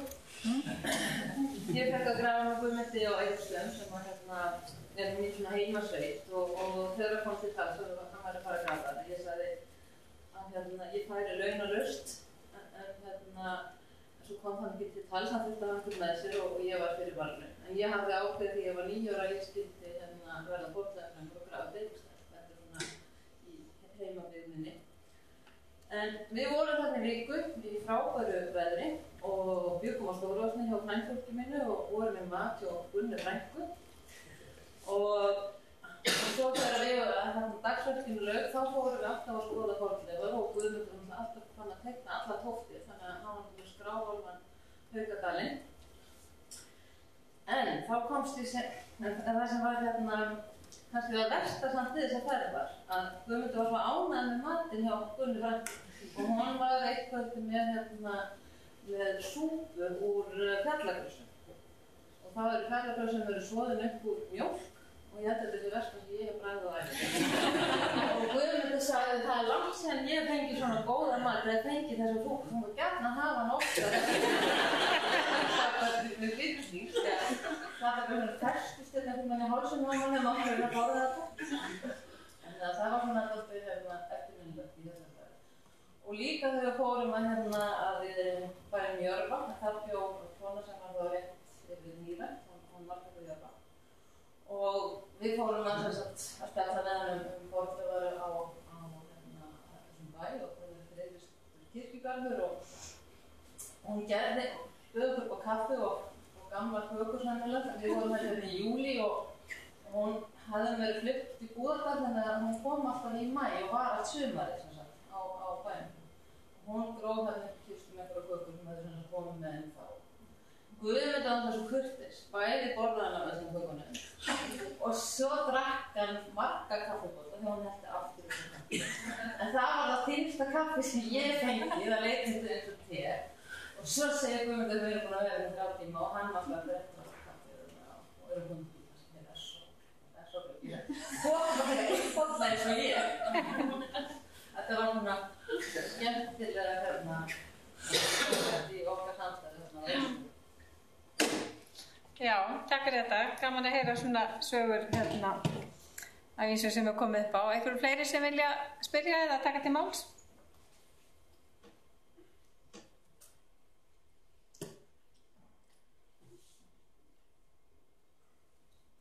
Nú ef ekki þá ætla ég bara að fara að segja þetta gott, en ég vildi bara nota tækifærið fyrst ég stend hér í pontu og þakka Guðmundi sérstaklega fyrir ánægilegt samstarf á undanförnum árum. Ég hef nú ekki þekkt hann síðan á síðustu öld, en við höfum þekkt ágætan part af þessari öld. Og það hefur verið einstaklega ljúft að vinna með Guðmundi í þessi ár og ég vil líka þakka öllum fyrirlesurum fyrir að taka til máls hér í dag og virkilega áhugaverð og fróðleg erindi. En ég ætlaði síðan að gefa Margréti Hallgrímsdóttur orðið í lokin. Gjörðu svo vel. Kæru Guðmundur, aftur gleðilega hátíð. Þetta eiginlega fyrst í afmæli, ég veit það, þegar afmælisdagurinn í næstu viku og dásanlegt að fá að vera með þér og ykkur öllum hér í dag og svona fá tilfinningu fyrir öllum þeim gjöfum sem þú hefur fært okkur sem hefur starfað með þér og svona glétta lífi okkar saman í raun og veru síðustu 4 áratug, öllu sem þetta hér raunni og þú eins og kom hefur fram í erindunum sem hafa verið alveg sérlega skemmtileg og innihaldsrík, alveg búin að sjóða niður þekkingu og sem hefur orðið til í rannsóknum á þessum áratugum sem ótrúlega magnað og skemmtilegt. Þannig að ég tek undir þakkir sem hér hafa komið fram og vil þakka ykkur öllum og eins auðvitað Önnu-Lísu fyrir að hafa náð að halda svona vel utan þetta. Við vorum svolítið áhyggjufull að það yrði erfitt að halda okkur innan tímaramma en það hefur tekist. En eins og hérna hefur komið fram þá stendur þú fyrir þennan mikla áhuga, þennan vilja til þess að stuðla framförum bæði hvað var það tækni en eins að standa fyrir það sem hefur með hug og hönd að gera eins og hér er komið fram, þú nefndir að það kom fram að það veri fallega teikningar og meira sér að leitaður, þannig það er ekki síður það sem snýra af hug og hönd sem að mér finnst einkenna þín störf Guðmundur og þú komst inn að þetta með Bessastaði, þetta þunga verkefni sem að þú ert að ná að snúa til betri vega þannig að það er verið að sigla því í höfn sem þetta alveg stórkostlegt og varpa ljósi það hvað þar er djúpur brunnur. Þú hefur grafið upp mikið en líka grafið niður djúpan fræðabrunn eins og hér hefur komið fram og sem við munum öll sækja í á næstu áratugum og ég efast ekki að Guðmundur verður virkur næstu áratugum. Þetta er rétt að byrja ef ég þekki ég rétt. En ég vildi nefna þá, bara nota tækifæri, hér áður við göngum inn í myndasalinn, það verður velkom að ganga hér í gegnum þessa dyr, það er verið að bera matinn á borðið og þið finnir það aðeins komin ilmur af veitingunum. Að við stefnum að því í lok árs eða byrjun næsta eftir hvernig við lendum því að halda annað málþing þar sem við erum farið sérstaklega yfir árangur Bessastaðarannsóknar en það sem við vunum svona aftur taka höndum saman og beina ljósinu að þeim djúpa fræðabrunni sem snýra Bessastaðarannsókninni stóru. Og ég vil bara aftur þakka ykkur öllum og sérstaklega þér Guðmundur fyrir þitt gríðarlega mikilvæga framlag til framþróunar á þessu fagsviði. Það er mikils virði, sannarlega og það hefur verið gaman að fylgjast með störfin síðustu áratugi og ekki síst núna síðustu ár þegar við höfum setið í fræðimannsstöðu við Þjóðminjasafnið og geta einbeittir af því sem snýra rannsóknum og nýrri þekkingu. Og ég ætla að bjóða ykkur að gera svo vel þegar við gangum í salinn og eftir. Og rétt geta þess að það er Guðmundur sem náttúrulega af sínum breiða áhuga. Guðmundur sé bæði fræðimaður og vinur og fjölskyldumaður.